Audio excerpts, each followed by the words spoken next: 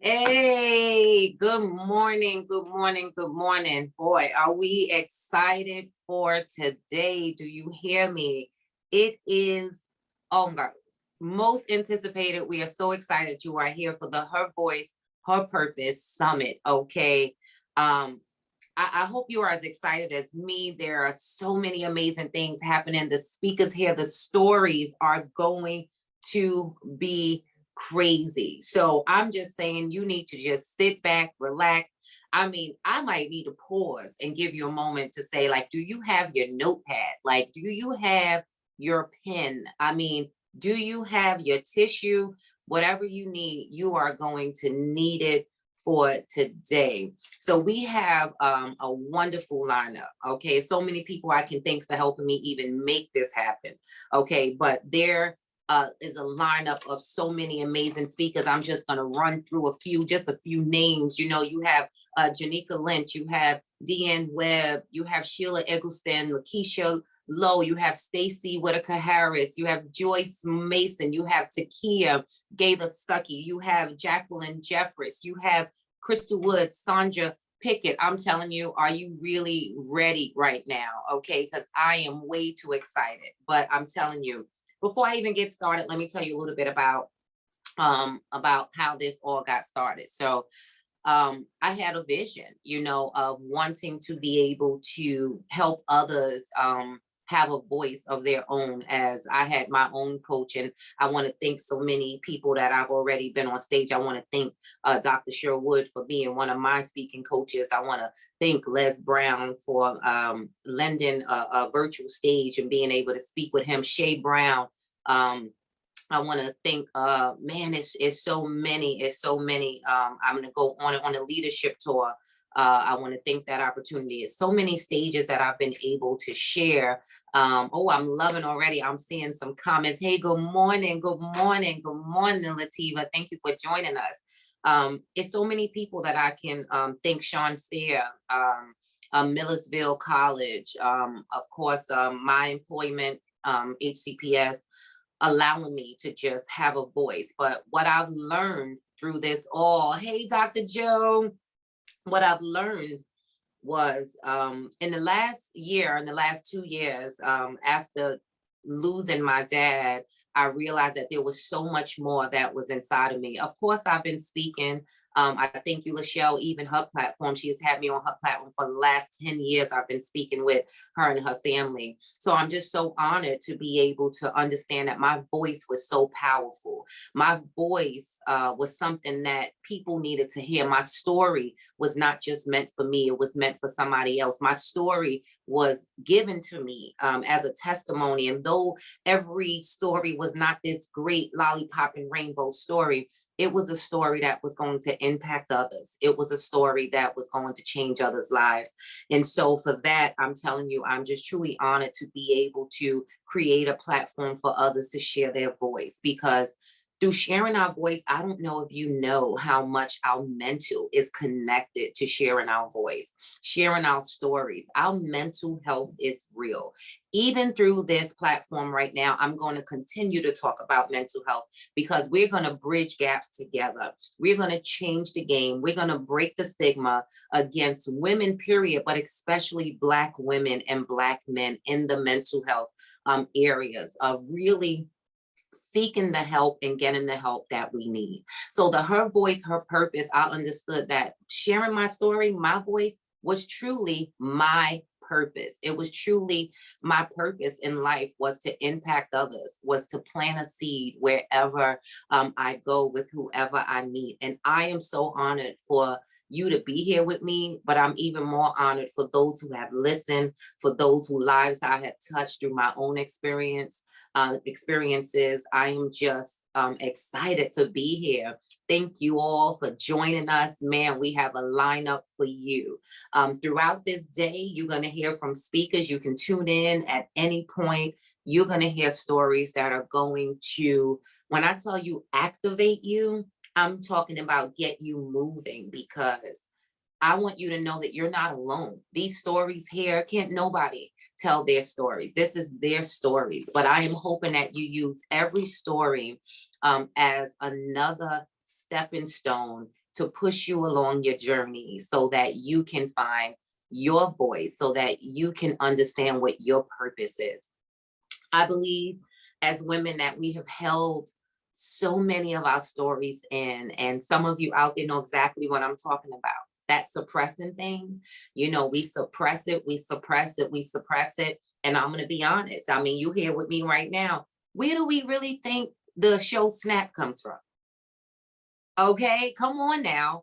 So if you're with me, come on. Who watched Snap? You know what Snap is. You can put that in the comments. Like, you know what Snap is, because we've all had that moment where we was 2 seconds from about to snap. So go ahead and type Snap if you are here joining us. Type Snap in the comments, okay? Because we've been here before where it's like, I'm about to go off, okay? And it's real.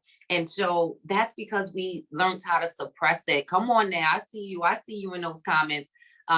We 2 seconds from snapping because we have kept this so suppressed for so long. These stories are us. They who we are. They have made us who we are, the women that we are, the men, whoever you are watching. That is the reason that we exist right now, is because of these stories, but no longer. Starting today. You hear me? Starting today, no longer are we going to suppress those feelings of grief, depression, anxiety, loneliness, heartache, heartbreak, whatever it is. Today, it is coming out.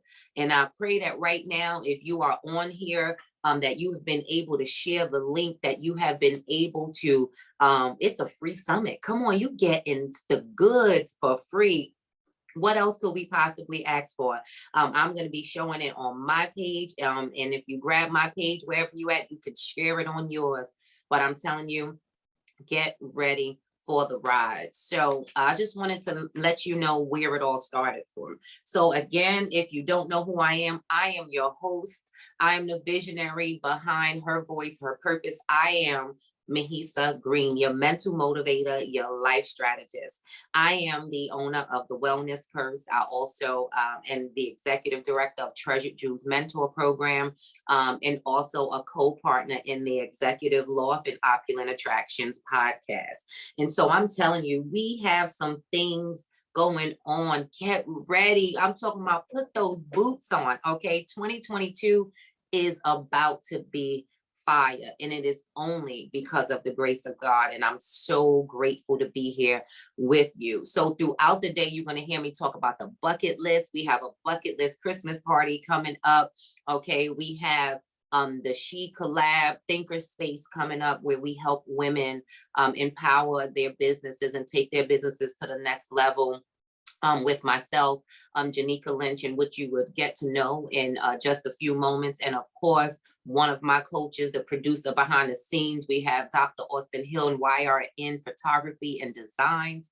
When I tell you, make sure you are following them, okay? It is crucial. So you're going to hear me throw out hashtags, throw out IG handles, Facebook handles, and guess what? You still in store for some prizes and things that I'll announce as we move about the day. So I'm just telling you, get them boots, straps tied in. You do not want to miss any of these speakers who are speaking today. And again, I am so honored to be here with you.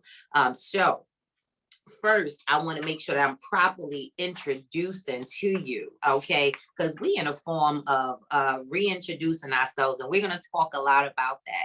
All right. You're going to hear that from one of our speakers. Oh my gosh, she's going to hit you with the reads.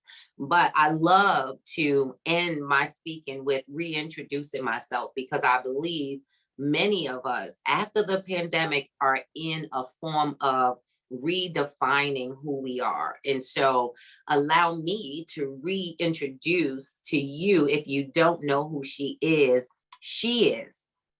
Janika Lynch. She is our speaker. She is the business matchmaker. When I tell you, if you need some networking, you need to figure out where you should be and what time you should be there and who you should be connecting with, she is your lady.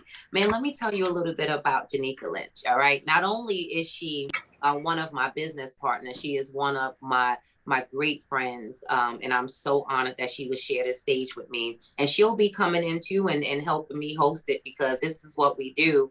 All right. So Janika Lynch resides in Edgewood, Maryland, and she is in demand, highly sought after affiliate of marketing specialist and speaker, lifestyle brand influencer, a mentor to man. Okay. Janika utilizes her skills of pairing. When I tell you, not just putting them together, okay, pairing people who are mutually beneficial to one another in order to create more successful relationships within their network. All right, now, as the, not as the business matchmaker, her gift is the ability to connect to others. Often in business, people are not able to connect with others that can benefit them. This is where Janika is extremely successful and able to take clients, okay, to the next level. Her track record, come on now, as a professional connector. Did you hear what I said? Professional connector is proven by her keen ability to cultivate productivity, relationships with the key decision makers and stakeholders. Miss Lynch, okay, let me say Mrs. Lynch, all right, equips influential women in business with the tools and effective methods to help them navigate the world of business networking. Mrs. Lynch is the creative force and visionary behind the Opulent Lady lifestyle brand. And you need to make sure that you are checking out the Opulent Lady Virtual Lounge on Facebook. So if you're not a part of it, make sure you go ahead and follow. And CEO of the Opulent Connections LLC, Opulent Business Boutique LLC, and Opulent Business Matching Agency. Come on, LLC, an affiliate marketing referral-based consulting group. Okay. Opulent Connections LLC is a marketing tool. It is a tool and a resource. I don't want this to go ahead and see. I love this right here. We are up and running, so I hope that you got this going on. I hope you got it on Facebook, okay? I'm going to go ahead and get that muted so that you can be able. There we go. All right. So Janika Lynch, we got it going on. Okay, she is the marketing tool and office accessories distribution. We got the executive law going on right now. Okay, so don't forget about that. She's a part of that. She also facilitates networking and women entrepreneurs and empowerment events. She is also the founder of the annual leadership expo entitled Her World Women's Expo. Is coming back. Get ready. And co-producer. Yes, come on, co-producer of the Opulent Attractions podcast. So stay tuned tomorrow, the Opulent podcast. Okay, I'm getting all excited. All right. By leveraging relationships, she is able to share the stories of other successful women in the form of an anthology and other networking tools. When I tell you, coming to the virtual stage, my girl, my business partner, the business matchmaker. Come on up, Miss Janika Lynch. Yes, give it to us. Whoop, whoop, whoop, whoop. Am I live? Am I live? You are live. Yes, yes, you yes. are. Bless up, everyone. Good morning. This is business matchmaker Janika Lynch. Listen, I'm listening to Mahisa and I'm like, who's she? Who's she? Absolutely. That just fit right in on my title today, Amplify Your Authority, right? So I just want to first just thank the mental motivator, Mahisa, Mimi, the coach, Mahisa Green, for allowing me to grace her stage. This is so amazing. She know I get pumped anytime I have a privilege to be in her presence. This is amazing because they say good energy is contagious, right? So I'm going to tell you, let me put y'all on a little secret. Mahisa got me up at 9 o'clock. Matter of fact, 8 o'clock this morning after running those networking streaks for her last night, right? Talking about meeting people, getting out there in the community. We were out last night and I had to jump up like showtime. So yes, bless up everyone. Hey. So this is business matchmaker Jonika Lynch, and I am a referral attraction expert, and it is simple what I do. I put the right people in the right rooms at the right time so that they can properly introduce themselves. Right. So today I'm just going to share some tips through my story of networking, how networking changed the trajectory of my life, how networking allowed me the opportunity to be around some major players and to build and foster relationships with some of these dynamic women that I'm sharing the stage with today. It is all about community here. We are all about the authenticity of connectivity, right? And I just want to show you that if you can take some of these tips, these practical tips that I'm giving today, that you will have many stages, many opportunities to vocalize and share your voice through your purpose. So today I will be giving information on amplifying your authority, right? So get your pen together because I have mine, because I'm going to be taking notes today, darling. All of these amazing speakers that are going to be dropping gems, going to be dropping tips.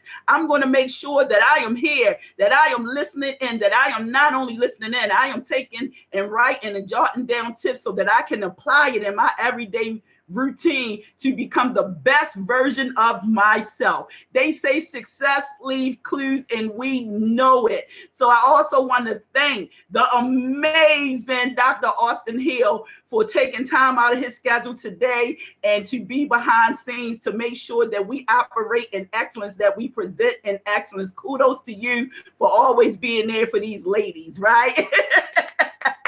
Yes, yes. And to all of the amazing speakers that I am sharing stage together. I'm pretty sure we're going to do lunch soon. But guess what? When we do lunch, we're doing lunch the healthy way today, ladies, because I am in Coach Mimi fitness class, wellness class, and it is a journey. So no more, look, we not doing brunch with the what they say, the donuts and stuff, right? This is going to be a healthy time, but we're celebrating each other because it's such exciting to be among so many powerful women. So let's get started.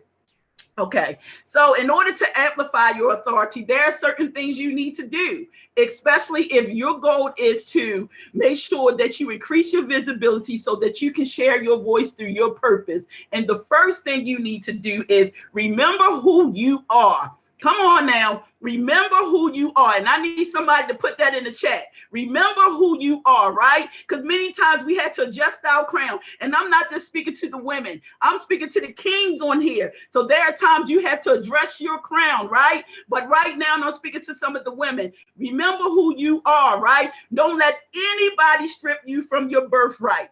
Don't let anybody strip you from your story, and can nobody tell your story like you. So as you remember who you are, this is what you do. You remember your why. So in order to remember who you are, why is you uniquely gifted? Why have you been assigned? You are uniquely gifted and chosen, strangely chosen to pursue your purpose, strangely chosen to get on out there and share your story. And whatever your story is, can no one tell it like you. Let me share my story. It was 2005. I wrote my first book. Right? I am an author. Yes, yes, yes. So 2005, I wrote my first book. Didn't even understand what being an author was about. Didn't know the process. Didn't understand how to connect with publishing companies. I just knew that God wanted me to share a story. He wanted me to share a story about my life, how I was able to be a little chocolate girl from South Fulton Avenue and connect with all these phenomenal women, how he was able to allow me to leverage the platforms that was around me. And back in 2005, I didn't understand any of this lingo. I just knew that it was in my DNA to bring people together. So when I went to write a book, I said, Lord, what are you asking me to do? This assignment that you charged me to do, I don't even know. Who do I know? How can I get it out there? But there was a story that was in me and I had to get it out. So 2005, I met my midwife, which is Stephanie Poplar, who's a great friend of mine. And when I remember writing a book at that time, God started to make provision. Everything, I'm telling you, when I started to walk and operate and walk in faith, when I started to move forward, God started to place people in front of me, people around me to help me birth this purpose. So if you stuck and you struggling right now because you feel like you don't have the team or you don't have people around you, I'm telling you, when you are operating in your purpose, God will make provision. He would assign people to you to help you carry out that mission because you are strangely qualified, right? Strangely qualified. I don't care what alphabets you have behind your name. I don't care what type of training you take, but you must be strangely qualified so that you can tell your story with great conviction, right? And no one can tell your story like you. So in 2005, when I wrote my first book, I remember just sitting in the house, like, what I'm going to do now that I have this book, how I'm going to market the book, who I'm going to get this book in front of. And I'm telling you, like 12 o'clock at night, God had deposited in my spirit, like, do something. And I'm like, well, what is do something, right? Because we get little nuggets. A lot of us need to turn up the volume of our spirit. He speaks to us, but we don't know how to listen. He speaks to us. Turn up the volume of your spirit. And what you do, you take the distractions and you throw them out the window. Turn up the volume of your spirit and listen, because he will speak to you. And you got to activate it, right? Because most of us already have what it takes. What we need to do is get good at activating, right? So for me, I said, well, God, you what is it? What are you saying? Like, I wrote the book. I'm not an author, I'm a writer. I told my story. What is it that you have? What do I need to do? And then all of a sudden, girl, remember who you are. Remember your why. So I started to reach out. I found this publication for Richmond, Virginia. I looked at the publication and said, oh, this is a women's empowerment summit, right? This is in 2005. So I contact the owner and the founder of this particular event. And I left a message. I left 3 messages. I'm going to tell you, don't you dare give up. You're only 4 minutes and 59 seconds away. You shall not give up. Don't you dare give up. So I left a message. And then finally, 1 week before the event, I received a call. I received a call from Dr. Henderson. And she said, listen, I was just happened to be in my office. No, she wasn't happen, girl. That was a holy hooked up, right? That was a holy hookup. Happened to be in my office and I listened. She said, I have a team. I never listened to my voice message, but something in your message had warned me to call you. And she called me. It was like 8 o'clock at night. I'm like, what? And she said, hey, this event we're filled. We already have speakers. We already have enough vendors, but I can talk to you about next year. And I said, oh, next year? I said, no, I'm supposed to be there this year. Listen, boldly, I am supposed to be there this year. So she said, tell me a little bit about your story. And I said, simply, I didn't gloss it up. I just was so raw and authentic. Hi, who I am from South Baltimore, Fulton Avenue, and I have something to talk about. I am a book waiting to be read. So she said, you're a book waiting to be read. Yes, I'm the publisher of a book waiting to be read, and I'm ready. So she said, you know what? If you can send this book to me overnight, this is a week. I got up, FedEx that book to her overnight. She called me once she got the book. She said, Janika, I read every page. I couldn't stop it. Then this is what we want to do for you. Lord, I'm going to tell you, he will make provision, right? This is what we want to do for you. I'm going to make sure you have a table. If you can get to DC, I'll make sure you have a table.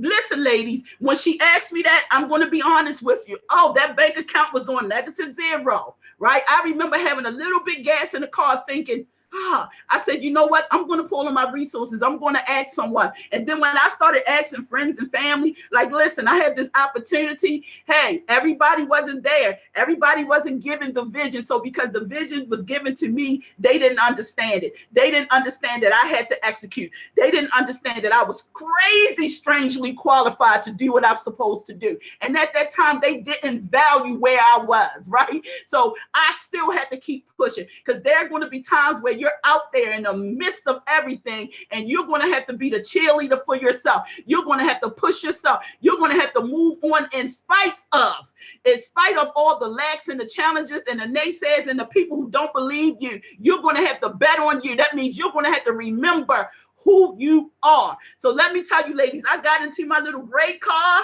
drove on up the highway, had 20 books, 20 Back then, again, 2005, I didn't know I was with a publishing company. The publishing company that I was with, they fronted me these books. So I had 20 books. I said, Lord, if you can let me get there in front of people just to share my stories, I'm going to show off. Just give me 1 second to get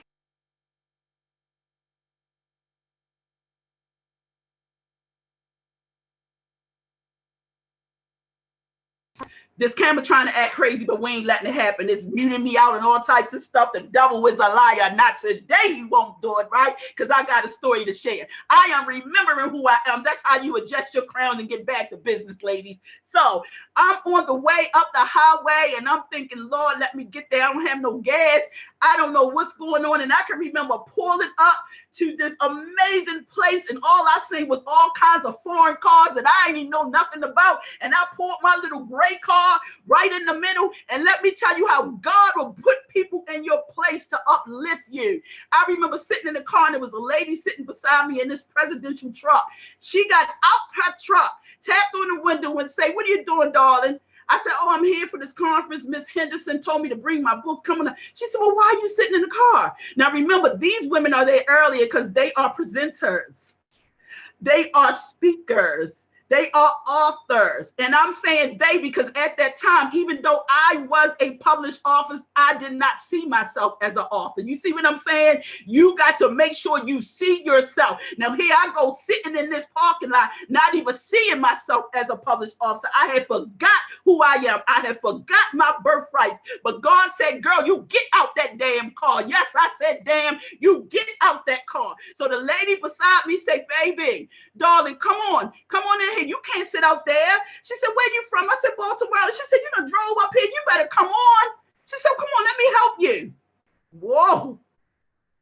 Now, I get out the car, take my stuff, go in there, walk to the door. I had a gentleman to say, "Here, let me help you." Now, remind you, I haven't been around, those kin folks I wasn't familiar with. I hadn't been around individuals that was like, "Come on, let me grab your bags, let me move you, come on." So I'm walking in this land of unfamiliarity, right? All this chocolate and this black girl from South Fulton Avenue, and I had to amplify my authority immediately because it's in my DNA, right? God will make provision for you. You got to stand in your place and confirm who you are. We'll talk about that in a second. So once I begin to move forward, go into that room, all of a sudden I sharped up, right? My back, my elbows went up. I became this different person. They gave me the seats. Let me tell you, I sold every last one of those books. Not only did I sell every last one of those books, I left out there with 2 paid speaking engagements. And then I wasn't even calling myself a speaker. I didn't even know I was a speaker because guess what? I basically just found out I was an author, right? Book already published on book out. You can go to Amazon and all these books and those and get this book, but I didn't believe it, right? I didn't amplify my authority. Now, let me give y'all the backdrop to this story. The actual founder, facilitator of this platform was Dr. Shelley Henderson. At this time, she was the White House. She was the White House faith-based advisor.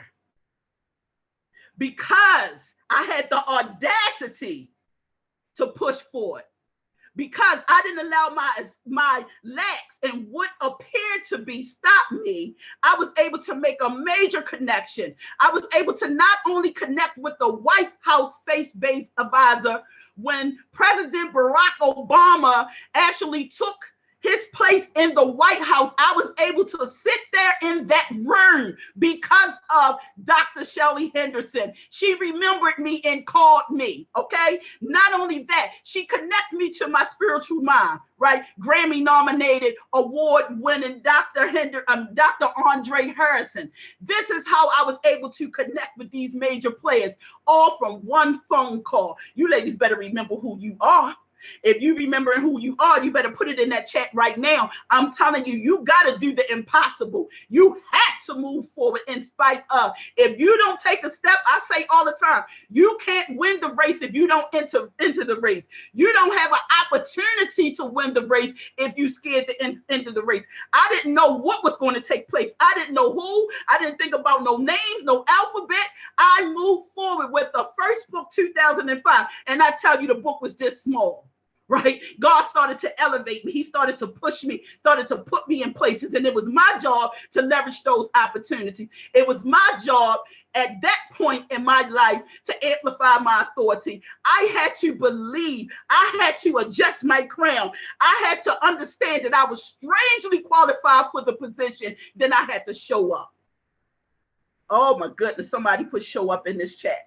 Put show up, remember who you are, put show up. And then after I did that, I had to confirm. So the first thing you want to do is remember who you are, write that down. And then the second thing is, as I start to level up, because ladies, once you begin to level up in your story, you're going to start to meet different people, right? You're going to have to show up with a different type of presence. You're going to have to make sure that you are equipped with the whole full armor of God as you walk into some of these professional streets. Don't let anybody strip you from your birthright. Yes. Don't let I make sure that as I walk into the room, I am business matchmaker Jonika Lynch. I am a referral attraction expert. What I do is help women expand and maximize their exposure through making sure they have the tools necessary to navigate marketing in the professional world of networking. I have to speak that in great conviction because I have to believe it in order to attract my target audience. Make sure you're taking notes. Okay, confirming who you are, right? So after you remember who you are, confirm who you are, celebrate the little wins. Like I said, in 2005, I wrote the book, was an author, but didn't even understand what being an author was. I didn't even believe myself I was an author, even after I saw the ISBN number. I couldn't even celebrate it, right? Because see, sometimes what happened when we out here, we start to get caught up in the illusion of everything we see. Some of these things are so grandiose, and we think that we need to start right there. See, I'm a visionary. I already see big, even when it's small. I see a lion in the middle of a cat, right? The little alley cat out back to me is a lion because that's what I'm seeing. I see potential. So in order to perceive potential in other people, you see the potential in yourself and you connect that potential with what you have inside you, the ability and the capability to be the best version of yourself. First, you have to remember who you are, then you confirm it. And as you confirm it, you increase your confidence. Oh, baby, increase your confidence. Show up in excellence. When you increase your confidence, make sure that you're speaking in great conviction of your story. You have a compelling story in you. You are a book waiting to be read. I was a book waiting to be read. And if I didn't share that story, I probably would not even be on some of the platforms I am on today. Yes, today, 2021, I have spoken to hundreds of women on all types of platforms. This little chocolate girl from South Fulton Avenue, even in the midst of the storm, 2021 for me as a business matchmaker, as a connector, it took my business like whoosh. Right? Because part of what I do is bring people together. So when the world shut down, I shut down, right? And then I have friends around me because the influencers, the power of the association I'm connected with, they had to contact me. Girl, remember who you are. If you don't have individuals in front of you that's checking you, girl, remember who you are. Girl, get up. Girl, remember who you are, right? 2021, I didn't know where my business. I'm talking about we're right now in 2021. 2021, I had no idea where my business was going. I was one of those ones had to quickly shift and pivot. It was scary for me because here I go just building all these years of connecting and networking with people. I am very, very transparent, and I'm one that's out there in these networking streets, as they call them. So when that shut me down, I ain't had nobody to talk to. Woo! So when other influencers and networkers was out there building their brands, increasing their visibility on social media, using these social media platforms, I had put myself in the land of pity. How many of y'all do that? I became in that world of a perpetual person that perpetually stand in that land of pity, right?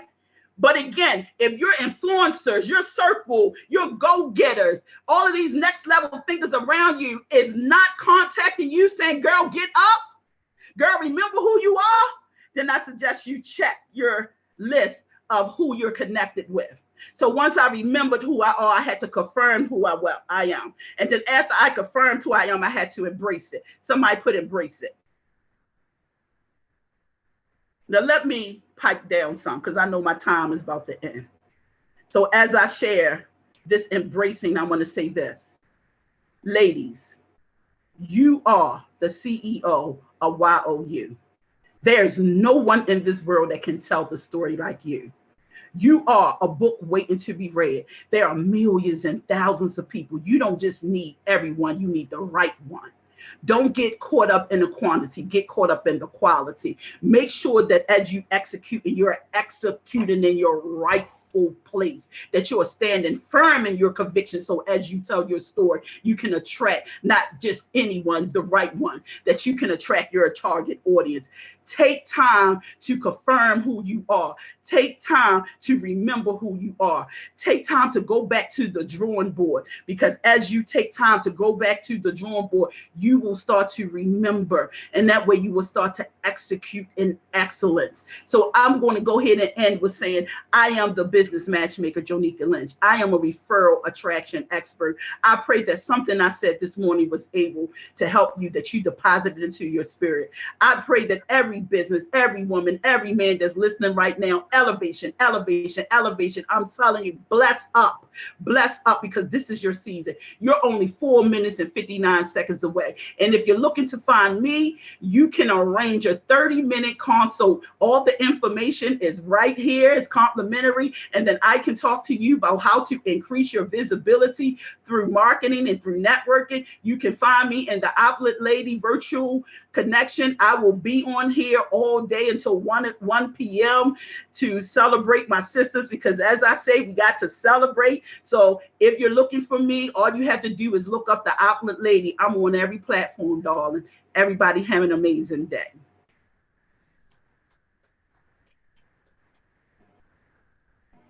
Oh my gosh. Oh my gosh. I am just hoping. Oh, I don't even know what to say. I don't even know where to start at. Okay. All right.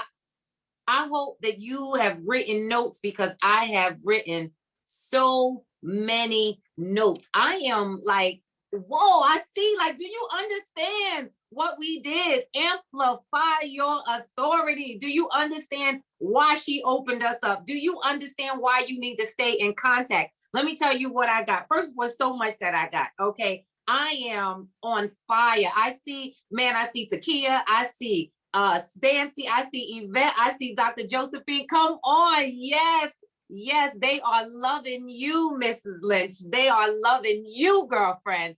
Okay. I got, first of all, remember who you are. Come on now, because sometimes we get caught up. Like if you look at my pictures on Facebook about 2019, I almost forgot who I was. Okay. Ain't nothing wrong with being a little thicker, but I forgot who I was mentally. Okay. When I tell you, we got to remember who we are. Okay. It's okay to put us first. Okay. She said, you got to confirm. Ooh.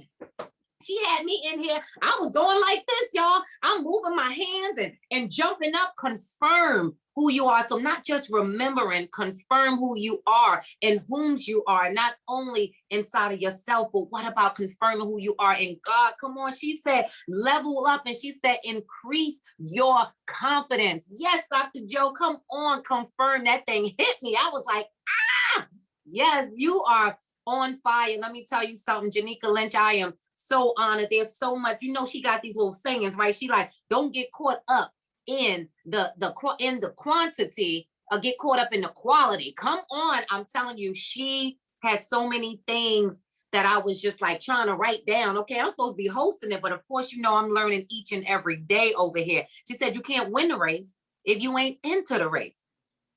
I had to pause on that one. Come on. I am on fire. She has so much to share, talking about your vision, see yourself, making sure we talked about when she was sitting in the room. Come on, she was sitting in the room where Barack Obama was.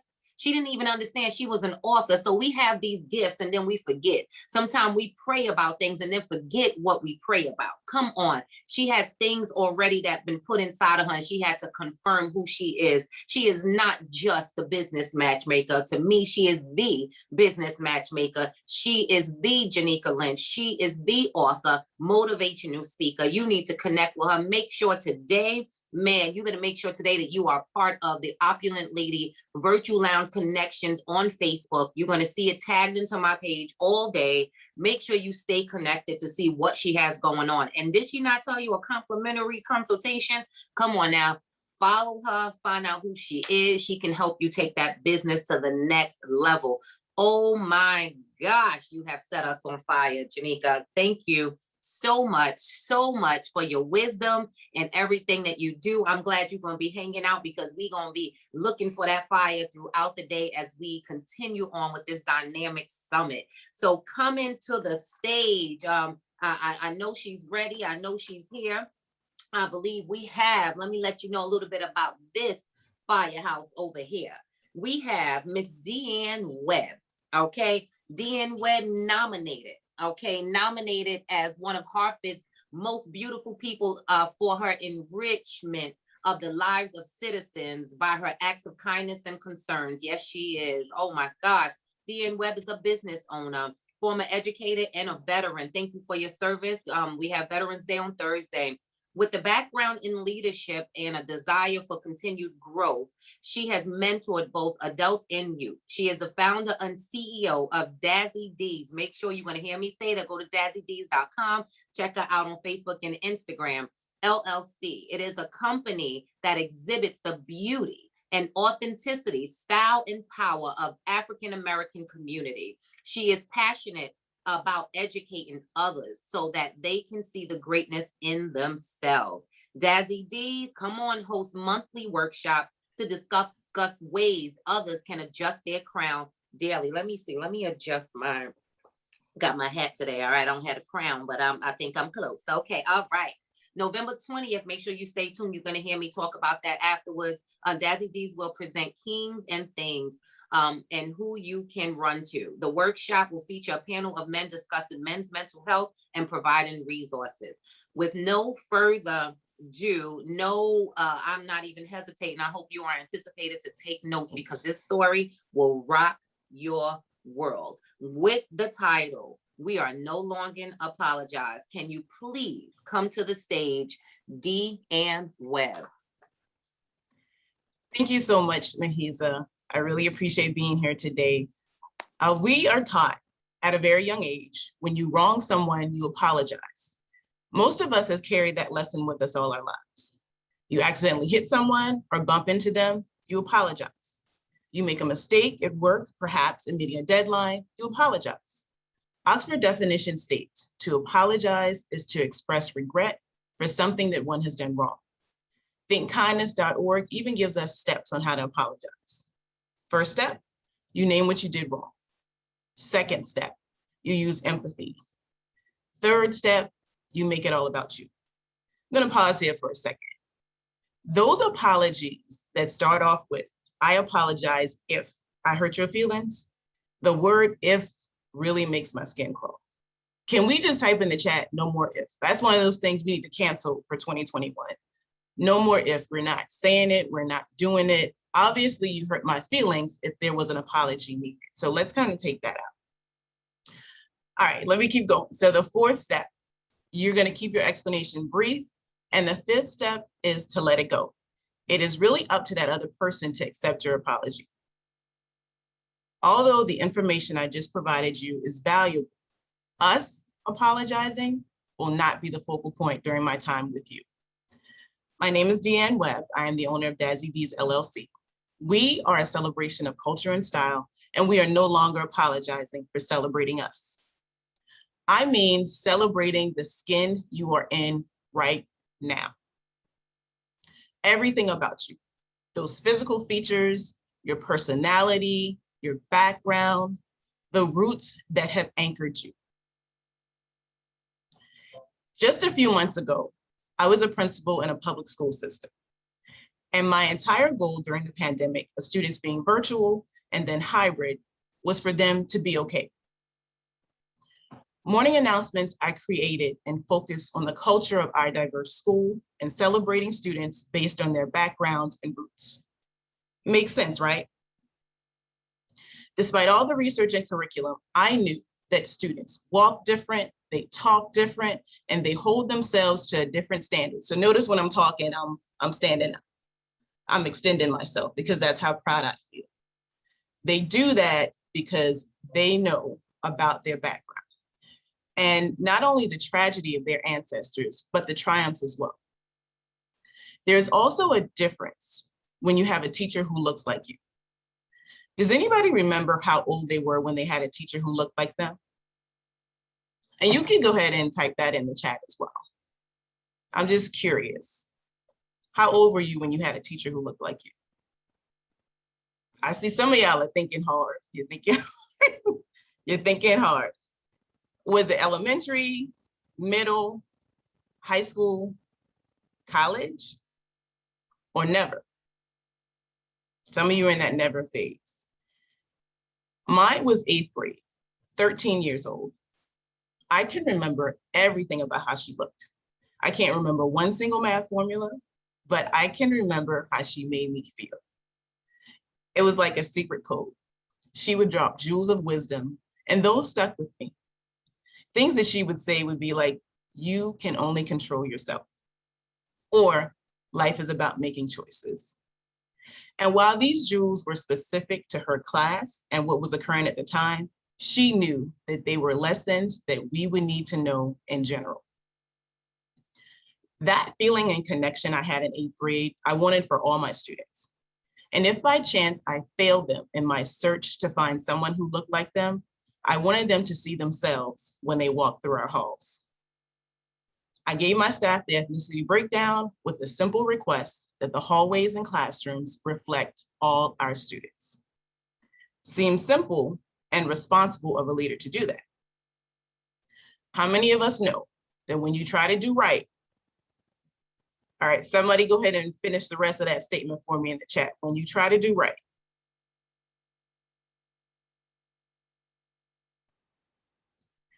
when you try to do right, evil is always present.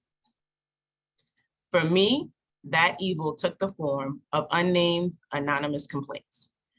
There were complaints about videos celebrating the various heritage months, such as Hispanic Heritage Month, Native American Heritage Month, Black History Month, and Asian Pacific Islander Month. Those complaints reminded me of previous complaints about my head wraps, my queen earrings, my high heels, and my intimidating presence.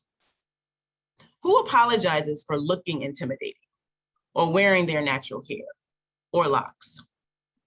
Because as a leader in education, I never wanted my students to apologize for who they are. Their differences make them unique. Being unique should be celebrated. So we are no longer apologizing for who we are. It is 2021. I wanted my students to know that they are not a mistake and are created to be here and thrive. Because I did not feel welcome, I made the decision to leave that school system. All my degrees, the training, the investments that I put into being an educator went out the door. And some of you may ask, how do you walk away from that? The children, the benefits, the salary. I've been told over and over again, when you are tired, you make changes. And I was tired. During the process, that decision to leave felt selfish because they needed me. But I needed me too. I needed to be whole for myself before I can give back to anyone. And while you may feel burdened with the idea that you are needed by others, your coworkers, your children, your spouse, other family members, remember, you also need you. We've been taught all our lives that being selfish is a negative thing. I think we've misunderstood that concept. Why not focus on you? As we begin to focus, think of these 3 things. The first one, you do not have to be anywhere you are not wanted or appreciated. me say that one more time. You do not have to be anywhere you are not wanted or appreciated. This includes a personal or professional relationship. There is more than one man on this earth, and there is more than one woman. There is more than one job. Why be stuck where you are not valued? This just means it is time for you to move on where you are appreciated. You may have to endure some lonely nights for peace of mind, but trust me when I say there are plenty of people who will appreciate your skills or love. You have to hone in on those skills though. As one of my friends would say, I literally gathered up my toys and took them out the sandbox. I use those same toys, those same ideas to enhance my own brand. Second thing to focus on. Just like my 8th grade teacher said, the only thing you can control is yourself. As much as you want to think we can control others, we're fooling ourselves. I mean, think about it. You can influence your children, you can inspire them, but the decision is theirs to make. At your job, you can work tirelessly, be late to functions for your families and friends, work 6 days a week and sometimes 7, but you don't control that promotion or what your evaluation may look like. You control your response to those things. Just like the apology I talked about in the beginning, you apologize and you cannot force anyone to accept it. Don't beat yourself up about what others choose to accept. Be unapologetically you. Third and final focus. You are responsible for the impact you make. That impact may not be in the way you intended to make it, or it may not be in the way that you went to school and you were educated and got your degrees in. It may be in a different way. You may shift, just like I shifted from being an educator to being a business owner who educates. Dazzy D's is a celebration of culture and style with a focus on enhancing our community. We are no longer apologizing. I will not apologize for walking with my head held high, in head wraps and high heels.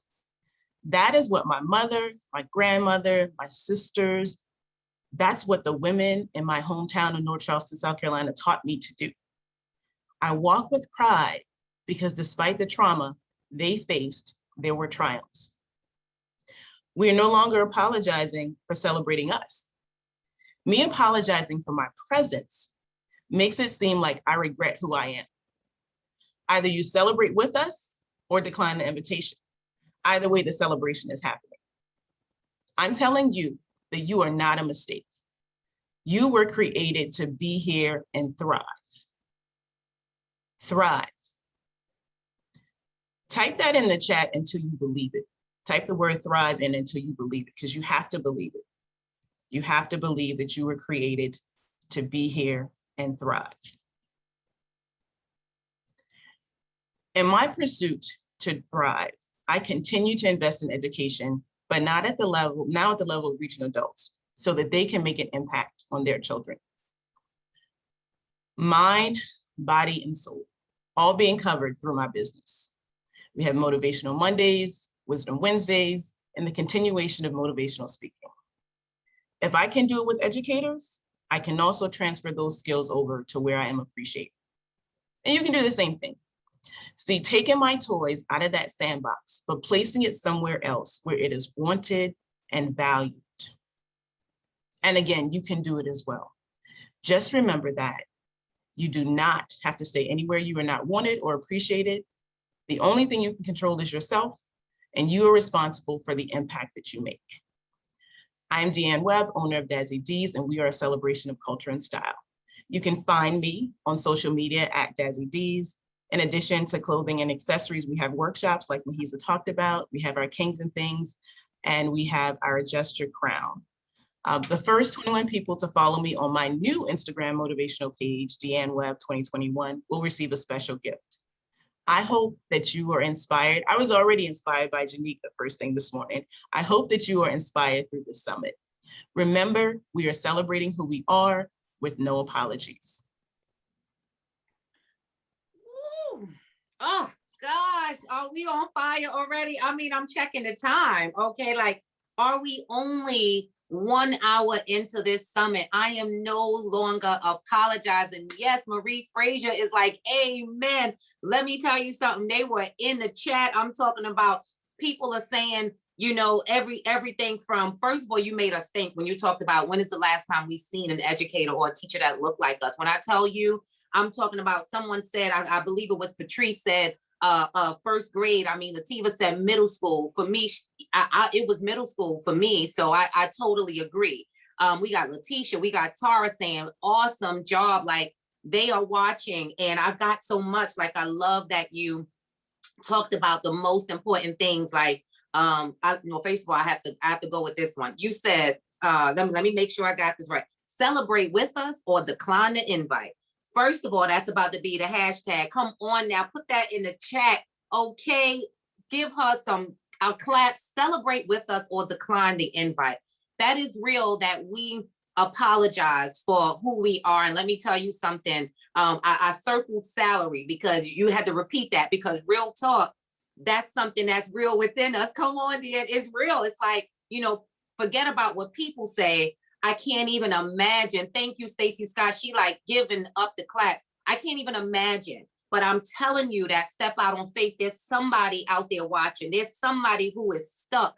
There's somebody who is in that place that they are no longer valued. There is somebody who is just looking at that financial piece. And I'm not saying we don't need it. But when you got this feeling inside of you, I remember reading on your page, and let me tell you something, you see her hashtag in there, okay, on her Instagram, DN Web 2021, make sure you follow. Come on, Letitia says, celebrate with us or decline with the fire at the end. That's what I'm talking about. But it's just so real, DN, because I've been in that situation where I had this big meeting coming up, right? And I had went to someone just to ask advice about, I'm excited about this big meeting. And the first thing this person who looked like me said to me was, don't wear those earrings.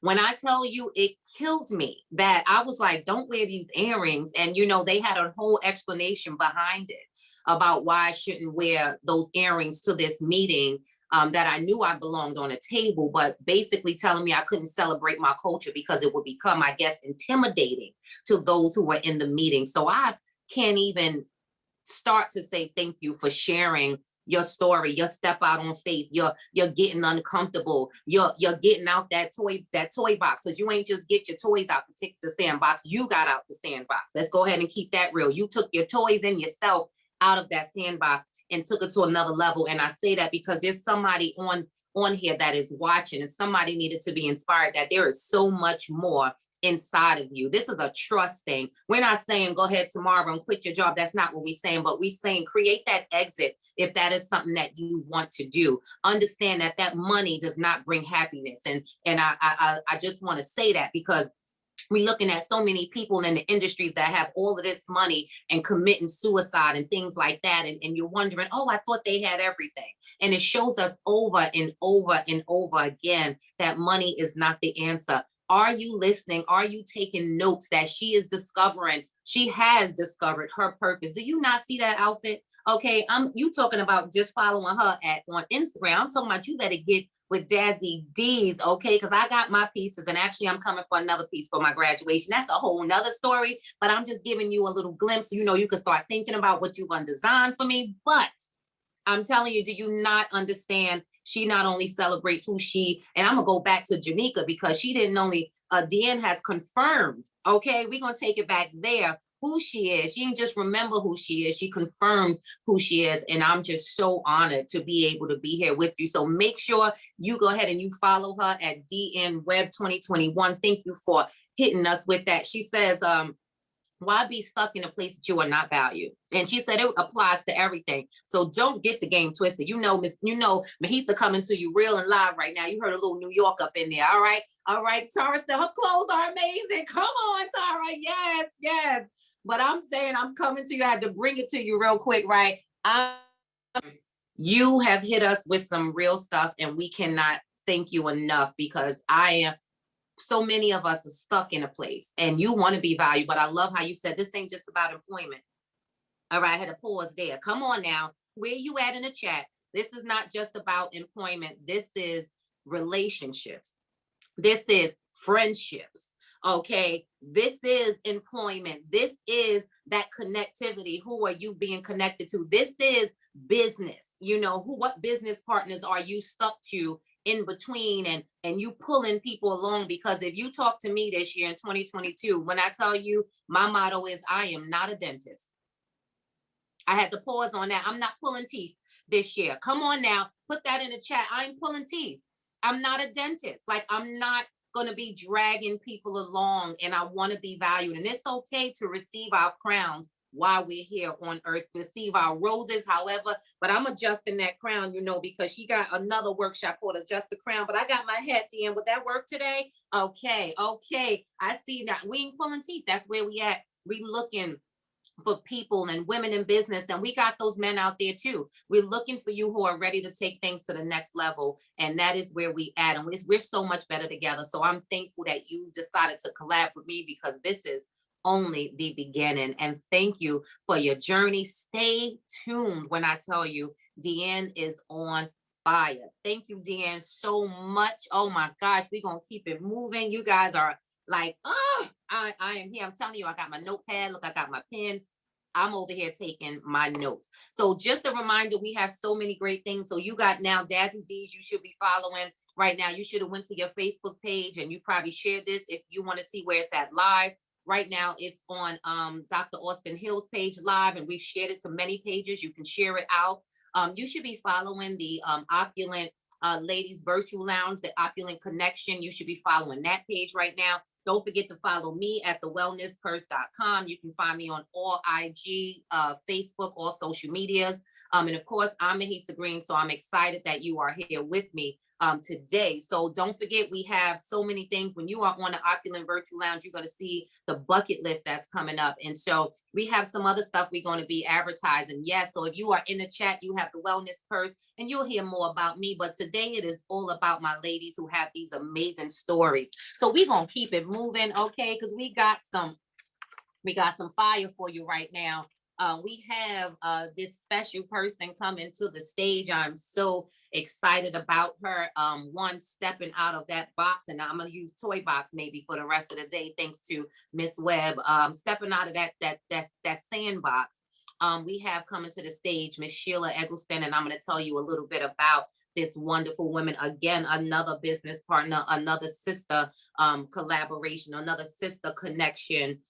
Very dear to my heart. Sheila is an amazing, but let me tell you about her. Okay, Sheila is a seed investor. Come on now. My company is planting seeds. So when I think about seed, you already know where your mind should go. She's a seed investor and business development strategist. Okay, is living her dream, empowering small businesses owners to manifest their entrepreneurial dreams. All right, come on now. As founder and CEO of the iBusiness Group Network, her company specializes in business credit consultations and providing business loans and credit lines for small business owners, positioning them for long-term financial strength and prosperity. Sheila is the queen of corporate credit.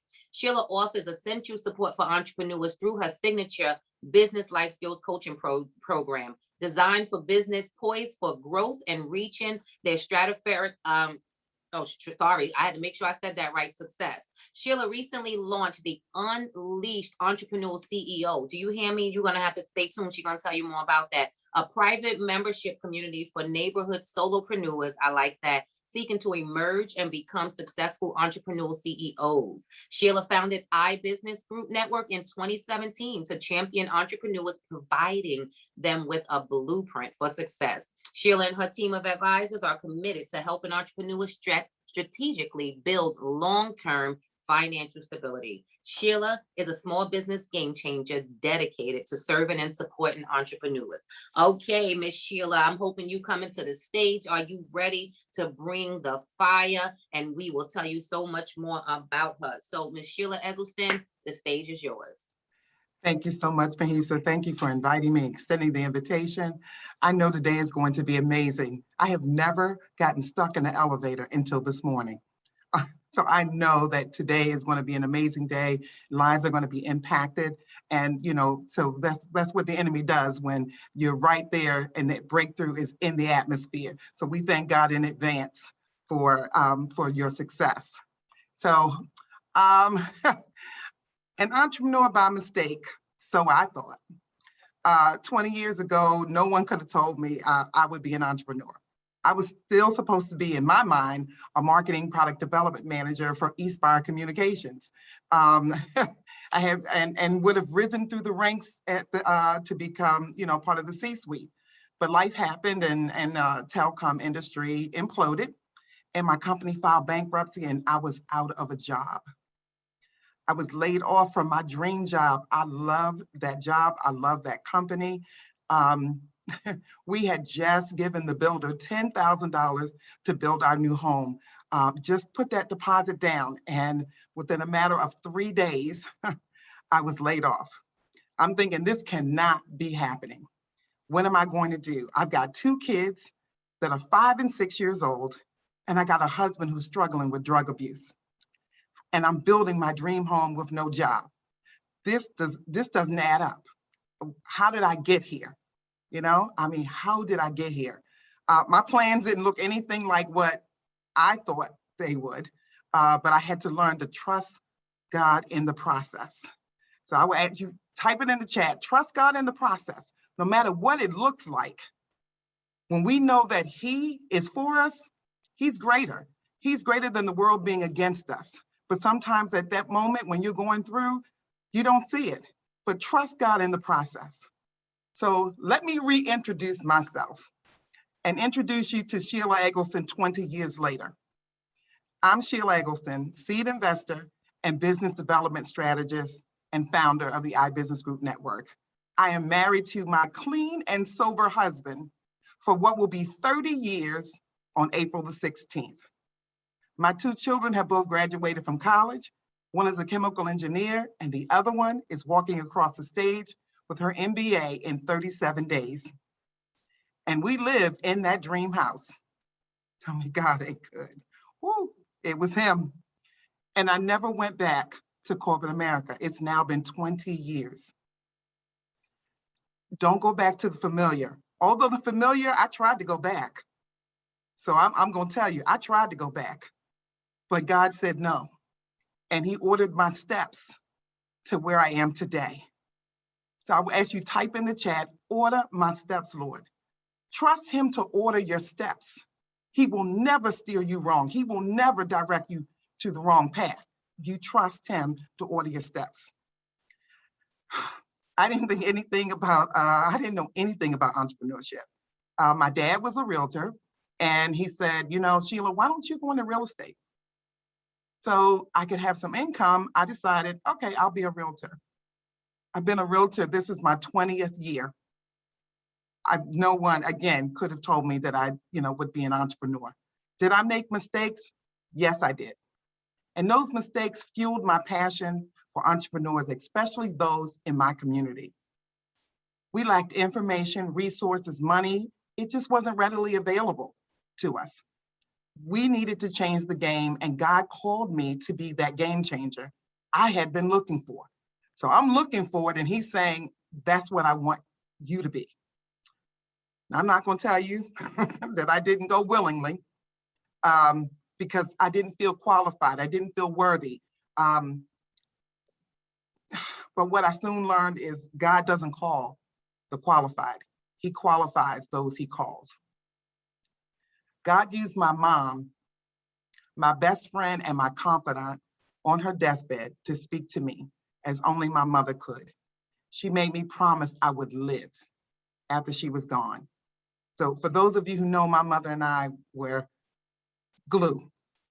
I looked just like her. We were just glue. And after she told me that, she reached to me and she tapped me on my stomach 3 times. And she said, pregnant, pregnant, pregnant. Now, I knew I wasn't pregnant. I knew I wasn't pregnant. So I started calling my daughter, my nieces, my nephews, my sons. I wanted to know who was pregnant.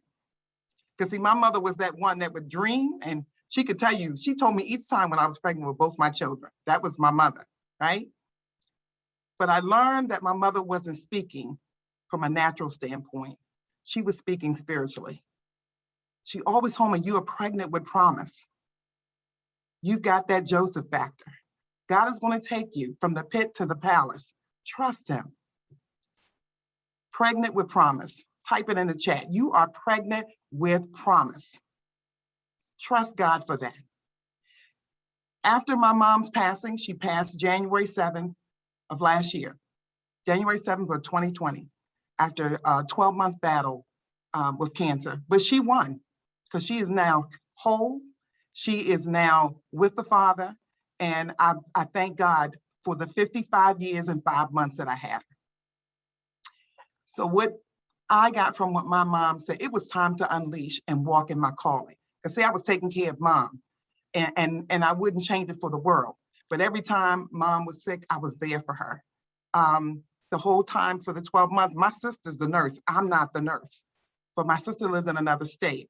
So I had to become that person for my mom. And so when life happened, when she was gone, it was like I didn't know what to do with myself. So that was the time that I learned that God was just pushing me. You have to unleash. To the point, I moved out. I have an office in my home. And on the first floor, I built this home with an office, not knowing that I was going to be an entrepreneur. How about that? I just built it because I liked it. But my dad moved in. And so I decided to give him my office. And I moved into the living room with no doors, nothing. And my daughter came to me and she said, Mom, you do everything for everybody. When are you going to do something for you? You need to move out and get an office. You've been here 20 years. You moved here, you were there to put us on the bus, and we can get on the bus ourselves now. As a matter of fact, I'm great walk across the stage with my MBA. I can do that. So June 1st, 20 years later, I moved into an office. I went in on faith.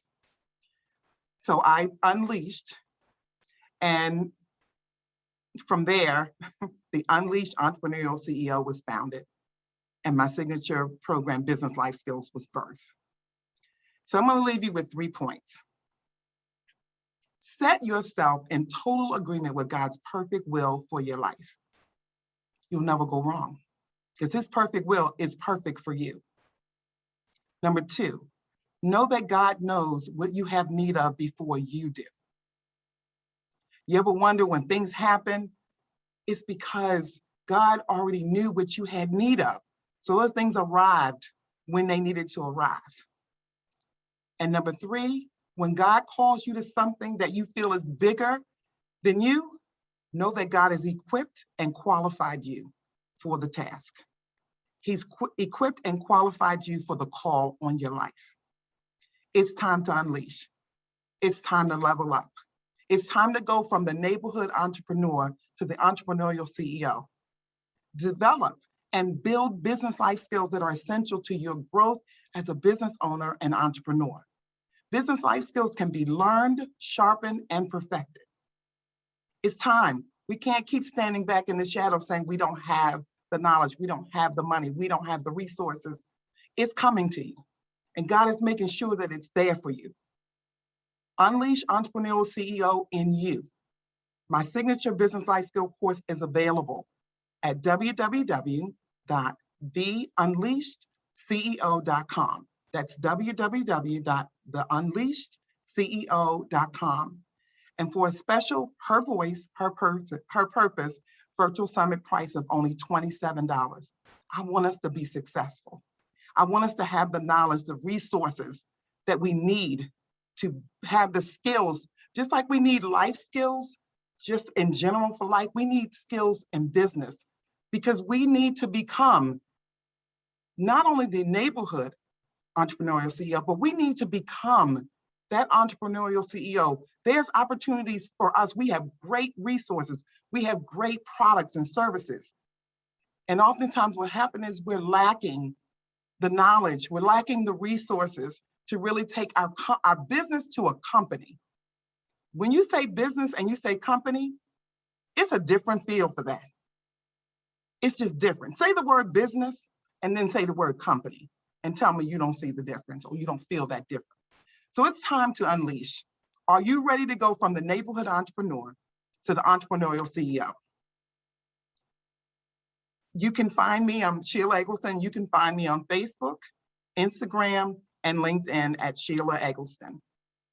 Again, I thank you, Mahisa, for the opportunity, for the platform to share my story.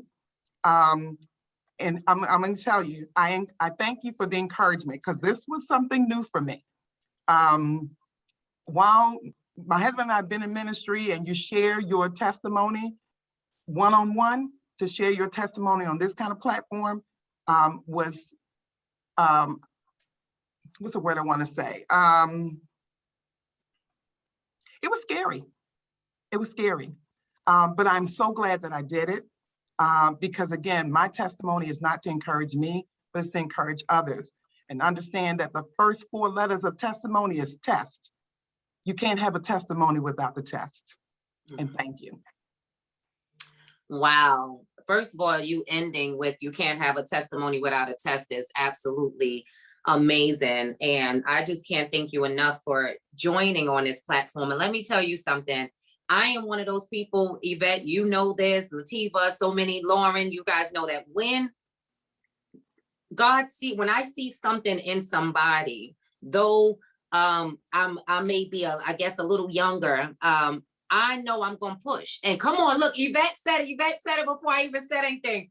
I push, and I don't push in any way of pushing you into a place that you don't want to be. I'm pushing you in uncomfortable grounds. I'm going to push you into your purpose. I'm going to say some things that may not feel good. I'm going to push, press, and prep you the way, honestly, God has done me, and I wish someone had put in me. There are people who put some things in me, but what pushed me was my grief in losing my dad, and that pushed me to another level. Let me tell y'all something. I had always said I was going to be a motivational speaker. Lativa knows that. She's known me since I was younger. As many people, Nakia Jarrett, who's known me from when I was in high school, saying I was going to be a motivational speaker and help girls, and I was going to let them know not to do the things I've done. But I never seen myself on this level. And so I give credit even to like Dr. Sherwood and Shay Brown and Sean Freer, who's seen something in me. And I give it all to God, because I never seen myself on this level. But when I have my girlfriends who call me and tell me, you better keep going, you better keep pushing, you got this, that's what I'm going to give to somebody else. So when you said trust God in the process, that's what I'm doing. Because this process don't always look good. This process don't always feel good. And I said, some people may see the glitz and the glam. I don't think I have that much glitz and glam. I mean, I'm trying to work there, but I'm just saying, they may see this stuff and these speaking engagements, and I'm so honored to be a part of it. But what they don't know is come step in these size 9.5 shoes. On a daily basis, this thing is not easy, but I'm on a mission.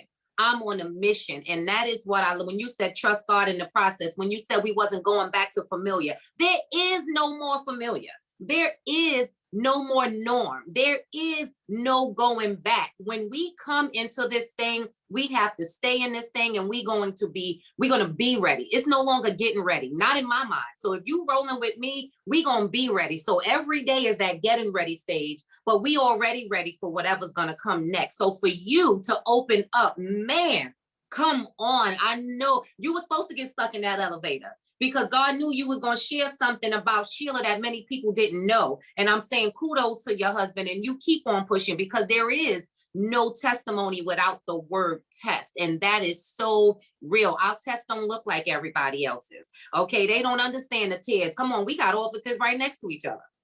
We don't cry. We don't laugh. We don't supposed to be working and forgot we was working. So we don't distracted each other. Come on. This is real. But I thank God for you even allowing me, behind scenes, what you don't know, if you can see my setup, I got computers, and even the speakers who just got off of saying, thank you for pushing me. That's why I'm laughing, because Yvette put you push before I even said it. And so if that's who I am, the mental motivator, the pusher, if I can be your pusher, then that is what I am going to be. So Sheila, kudos to you. One thing I want to end, you said that you didn't feel qualified, but that God doesn't use the qualified. He qualifies those that he called.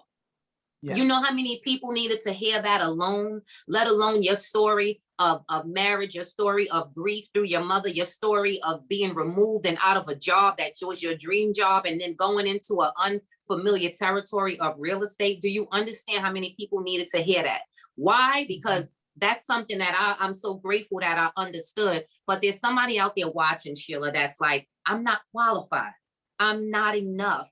I don't have that degree. I don't have that skill. I don't know how to write. I don't know how to speak. But you got to get connected.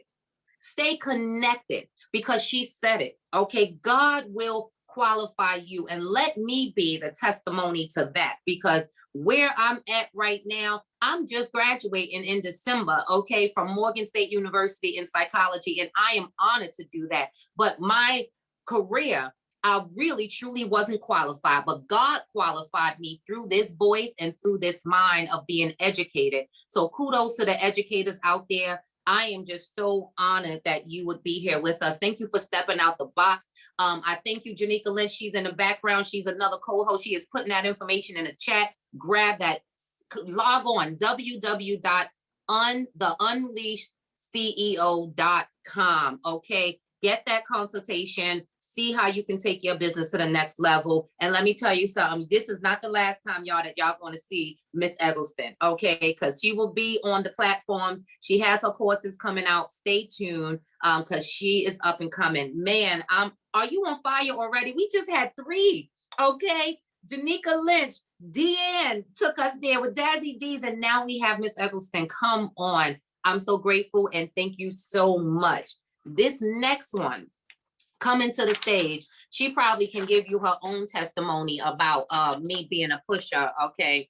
I met Miss Lakeisha Lowe through the Opulent Virtual Lounge, and through that platform, she had said that she wanted to be a part of it. Another one who was behind the scenes and had a story that I thought that can embrace, empower, impact, inspire those.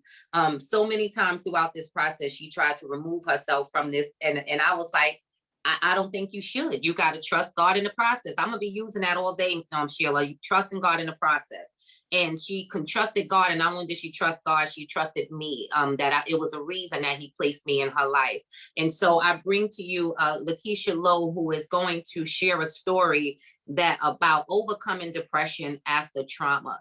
Though we've been through all of this stuff, you got amped up with Janika. You learned about Deanne removing herself from an educational standpoint of not being valued. And then you hear from Sheila, who was removed from her dream job, and forced into, again, she entrepreneur by accident. And then here you have Lakeisha, again, who all of those things has took us through. And I'm just going to speak for myself, a place of probably depression and anxiety. And we felt all of these things, but sometimes you can see these faces now because, hey, there's days that are not the greatest. I'm just going to be honest. That's why I'm a mental health advocate. And shout out to the Green Heart University and Kalina, Diana. Thank you so much. I'm a part of that mental health environment. And so I'm grateful for Lakeisha to have joined us to be able to share her story. So I'm telling you, buckle down, get your boots ready, take your notes so that you can understand her battle of depression and how she came out of it. So if you're ready to come to the stage, Lakeisha, the stage is yours. Thank you. Good morning, everyone. Good morning. Am I being seen? Oh, yes, you are beautiful. Okay. All right. Thank you for having me. I really do want to thank you so much for pushing me and getting me here. My name is Lakeisha Lowe, and I'm a Washington, D.C. resident.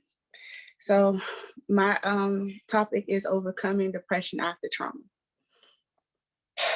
According to the data from the United Health Foundation in 2019, the maternal mortality rate for live births and deaths was 35.6 per 100,000 births. Compared to the national rate of 29.6, the rate of Black women is significantly higher, 71 deaths per 100,000 births, compared to nationally 63.8.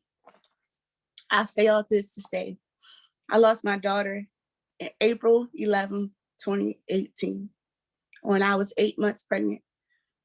Going through that experience put me in a very, very dark place that I've never had to deal with before. Traumatic experiences changes you in a different way. And it gave me the time and experience to overcome certain aspects of my life. I lost my daughter at a very, very dark place. So basically, this is the story.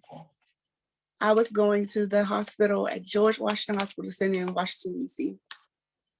And the day that they told me that my daughter no longer had a heartbeat, after that, they told me I had to walk 2 blocks to the emergency room to go deliver her. And throughout that whole process, I couldn't understand how, one, I could lose the blessing that I've been waiting for my entire life, the little girl that I always wanted. That joy, those kicks, that love prepared me to be the best mother and to be a single mom. So on that walk, it was the blindest walk I've ever had in my life. And during that situation, they also tried to force me to have a cesarean. I'm here to give you all my story so that you can see that you can overcome depression after a traumatic experience. After losing her, trust me, I was diagnosed with PTSD. I was diagnosed with anxiety. I was diagnosed with panic attacks. But throughout that experience, I had to use 4 key things to help me get back to me. It took some time and it took some patience. 3 years it took me to get over that depression, but I'm here now, and that's why I'm sharing my story. The 4 things that it took me to get out of that depression was reevaluation, reevaluating my life, looking at my thought processes, looking at the paths that I took for myself, the choices that I made for me and my children. Taking that time to evaluate myself put me in a better place. My second key was smiling. Whenever I had a chance to smile and genuinely feel the joy from my smile, it got me out of darkness. Darkness can take you to a place you never, ever want to go. But at the end of the day, there is going to be light, and we just have to believe in it. So after smiling and reevaluating, I had to take time to breathe.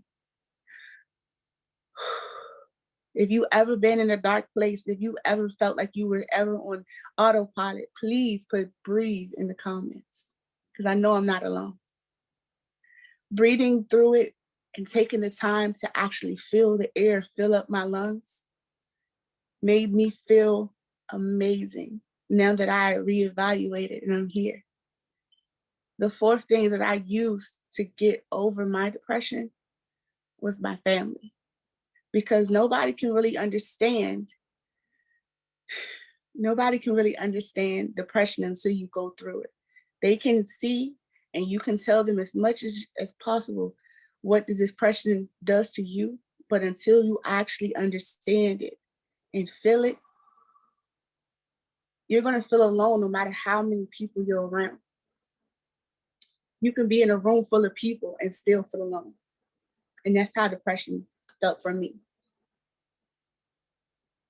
After evaluating and taking those 4 key steps, I'm finally happy to say that I am no longer depressed, and I am finally walking in my purpose. And that's something I've never said in my life before. I have a purpose. I have goals. I have dreams, and I am fulfilling them. And that's why I'm here today. I want to thank you for having me here and allowing me to share my story with you all. No matter how down it got, the story ends with joy and happiness, and being able to genuinely smile every day and give the love that I have for me, to love myself, and also love everyone around me. Wow. You can find me at Keisha's_weight loss journey. I am a blogger and soon to be author. Thank you for having me. Oh my gosh. Oh my gosh. Oh, you don't even understand what you got in the chat. And I know, Lakeisha, how hard this was. And you see this smile on my face because you make us smile when I tell you the chat is going crazy. from prayers, from you got this, from breathe. I mean, congratulations from Tamika. I mean, Shannon J3 is up here. Tamika, I mean, oh my gosh. Like, I guess I'm going to say this, like, we know we've been rocking today, but if you don't understand that this is pretty much a standing ovation, okay, that's what I'm talking about. I am just so honored, okay, to have you here to even share. Look at me. I'm so choked up right now because you've inspired so many, and including myself. You didn't just talk about a loss. Come on, baby. You talked about, you talked about a loss of a baby, but you understood that there was purpose in it, and every day is a battle. And I remember you talking about us saying, when I reevaluated, I had to think about my other children.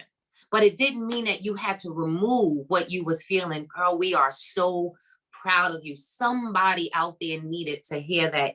Reevaluate and taking a look at yourself in the mirror and saying, I'm hurting, but I'm going to go ahead and I gotta move just a little bit, one day at a time. And you know what, Lakeisha, we knew that it was 1 second at a time on days.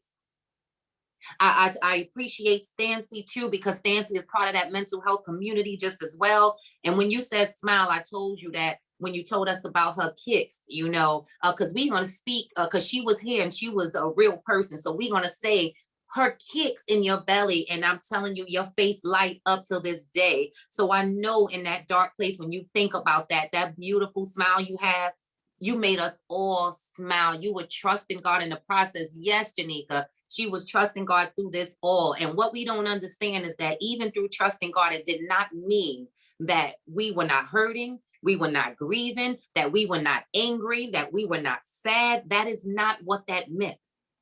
It meant that he told us that we had a purpose. And Keisha, when you said breathe, whew, I love how you stopped and just breathe, because I think we was all in the background breathing, like 1 and 2. We were breathing because we have to stop after that beautiful smile. You know what? We got to stop, take a moment and just breathe and say, it's going to be okay. You know, Latifah just said, reevaluate in capital letters. Come on. Some of us are in a dark place and it don't look so good right now. And we forgot about the vision that God has given to us. But let me tell you something, as she said, you won't stay in that dark place for long. Once you reevaluate, smile, breathe, and utilize the family. And I'm going to say this, family may not always be blood. Your family are those who understand. The family are the ones that are taking the time just to help you through this process. And a lot of times, sometimes it's those that are outside of the family, not the ones that is saying, girl, you're going to be okay. No, we looking for the ones that say this, look. Oh, I had to pause for you, because sometimes it takes the ones that's just going to be quiet, like Habakkuk, okay, in those stories, and Job, and those stories of just silence, of people just being quiet and just listening. Okay, I recently we were talking to somebody and as they were crying, and I said, well, if you know me, I don't give tissue. Because I don't give tissue because I don't want you to ever think that you can't cry. Because when we give people tissue, we unintentionally tell them to stop crying. I don't want anybody to stop crying. So please, if you see me crying, do not hand me tissue. It doesn't mean that you are being, mean or anything like that, but I'm trying to teach you something, especially with women. Okay, when we hand somebody tissue, sometimes it says that we uncomfortable with you crying. Sometimes that's telling you to stop crying. So again, if you see me crying, don't hand me no tissue and I won't be mad at you. Okay, I want to cry. I want to cleanse myself. I want to hurt. I want to be in pain. I want to grieve. And I just want you to help me through it. So utilize that family, that support system behind all that we're going through. Mental health is real. Okay, she talked about PTSD. She talked about the loss. It's real. Okay, it's real. Let me show you how real it is, if I got to put this out there. Volume 2 to this book, What Goes On in My House Stays in My House. Volume 2 is coming out, and I'm going to announce that in a few, about how if you want to be a part of it, you can be a part of it. This is a story that sometimes we keep inside of ourselves, that we don't think anybody else understands us. We don't know who would take the time to listen. But the reality is, Lakeisha, I say to you, you are not alone and never will be. You in my life forever. I told you I'm here to stay and I'm gonna keep on, okay? I'm gonna keep on pressing that button in you so you can keep on changing lives and impacting lives through your amazing story, because God allowed you to go through it, then he wants you to share it. Because as Sheila said, there is no test without testimony and no testimony without test. And so you have a testimony and a story that you will continue to share to impact those. And we truly love you. The comment section is going crazy. Oh, Tamika says someone who will come on. It's just she talking about that support system. Thank you, Tamika. Man, the comments is going crazy. And I just keep smiling because I'm honored that God would even give me this opportunity to create this platform. And I see that this is truly my purpose. Lakeisha, we send you love and hugs. And I'm telling you, stay tuned. Okay, come on. You either celebrate with us or decline the invite. Janika don't put that in there. So we're going to celebrate the victories, the downfalls. We're going to celebrate it all. Come on, DM, bring the fire, and we're going to amplify your authority. We're going to do all of that, okay? So we using everything that we're getting today to continue to build into women, okay? Continue to build into those who want to share their stories. And we have an open door for men too, but I can't tell you that. I'm here for my ladies right now, but I love y'all. All right, we're going to move right along. Man, I hope you are enjoying out there. Put in the chat if you can. I'm ready. Because if you're ready for the next person to come to the stage, then man, you are ready to be on fire. Coming to the stage next. Oh, wow, this powerhouse. I met this powerhouse through, again, shout out to Kalina Diana, through the Green Heart University. I see everybody saying, I'm ready. Yes, I'm loving it. Miss Stacy J. Whitaker Harris. I know my aunt is out there watching, so when I said Whitaker, my aunt Ronnie is probably going crazy because she don't hear that. She probably like, that's my cousin. I told Stacy she probably is my cousin anyway, but okay, that's a whole nother story. Hey, Jackie, I see you. All right, so Stacy J. Whitaker Harris is a strong advocate for mental health and social equality. She holds a master's in law and a bachelor's in nonprofit management. She has served as a keynote speaker for various organizations across the U.S. She spoke as a panelist on Real Issues Women Face, a closer look at depression, anxiety, abuse, and low self-esteem. She also, as the Women Speak, We Speak Justice for All platform architect. She facilitated a discussion with mental health professionals on mental wellness in the Black community. She authored Hell in Heaven at 8, co-authored the Whitaker Book of Poetry, and recently contributed to Permission to Feel and Heal and What Goes On in My House Stays in My House. Okay, Breaking My Silence for My Sanity.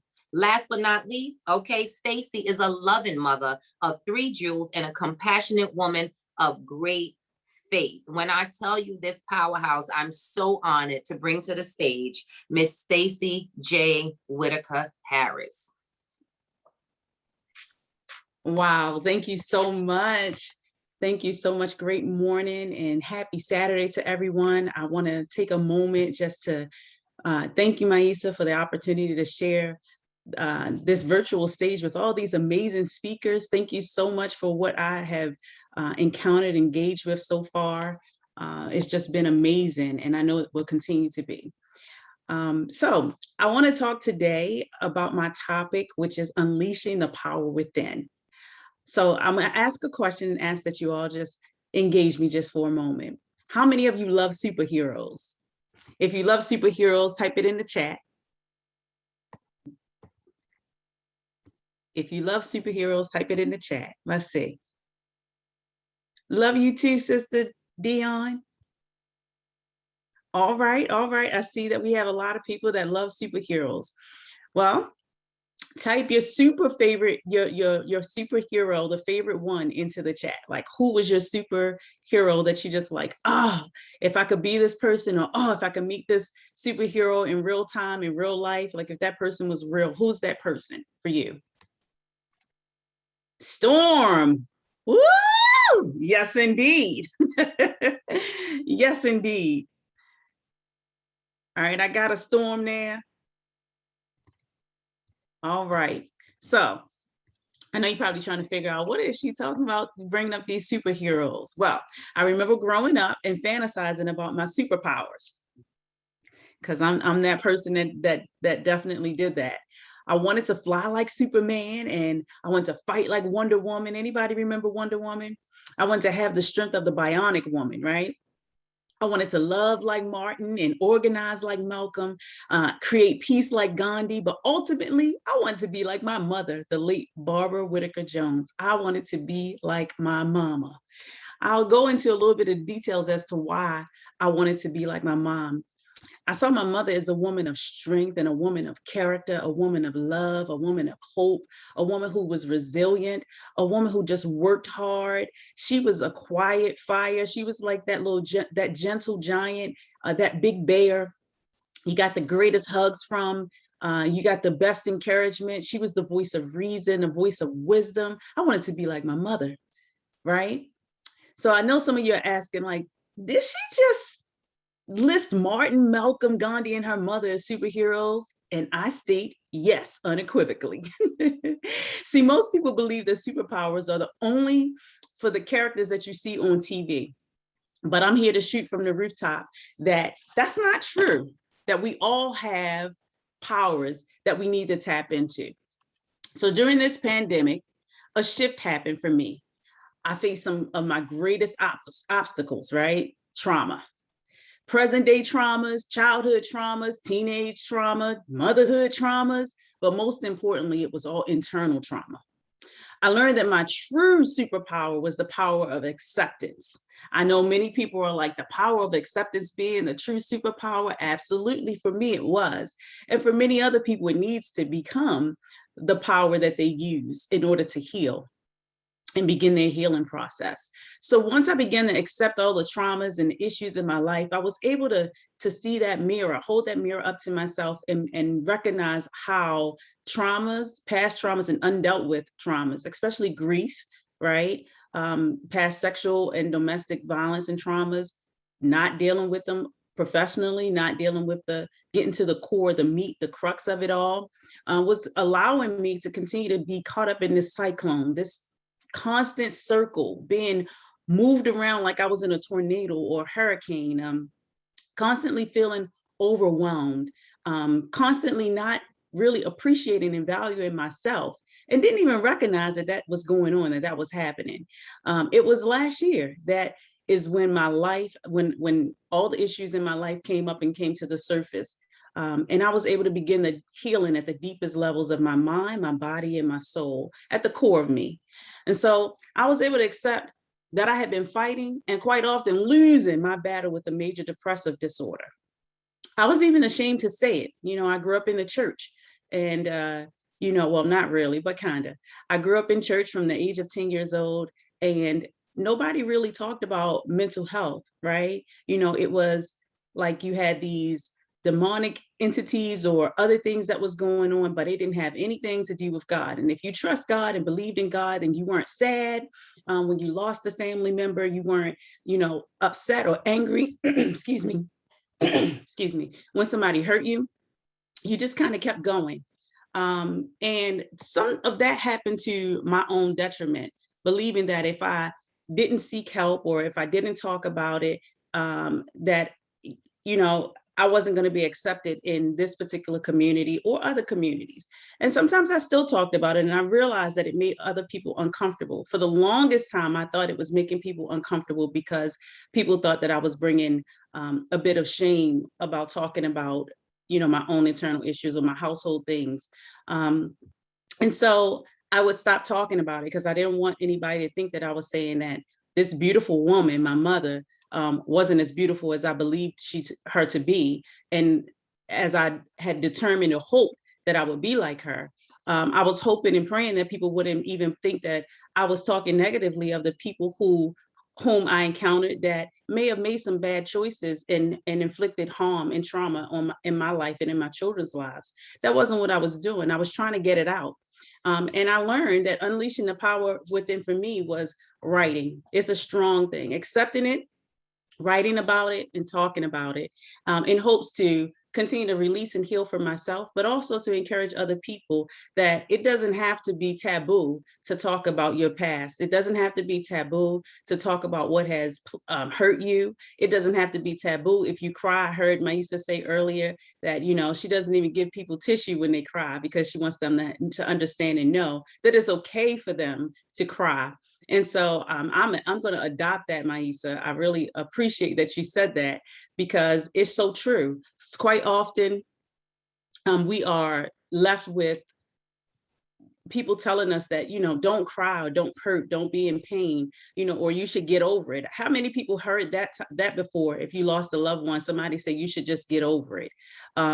Or if you have unfortunately encountered any type of assault or abuse, like people tell you, you should just get over it. Well, that is not necessarily the case. You just can't, some people don't have the ability to just get over it. And actually, I don't think most people do.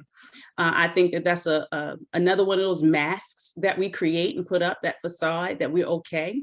And we've been taught from history to just get up, push through, and keep going. So it doesn't matter how many people you lose or how hurt you are, how exhausted mentally, emotionally, spiritually you are.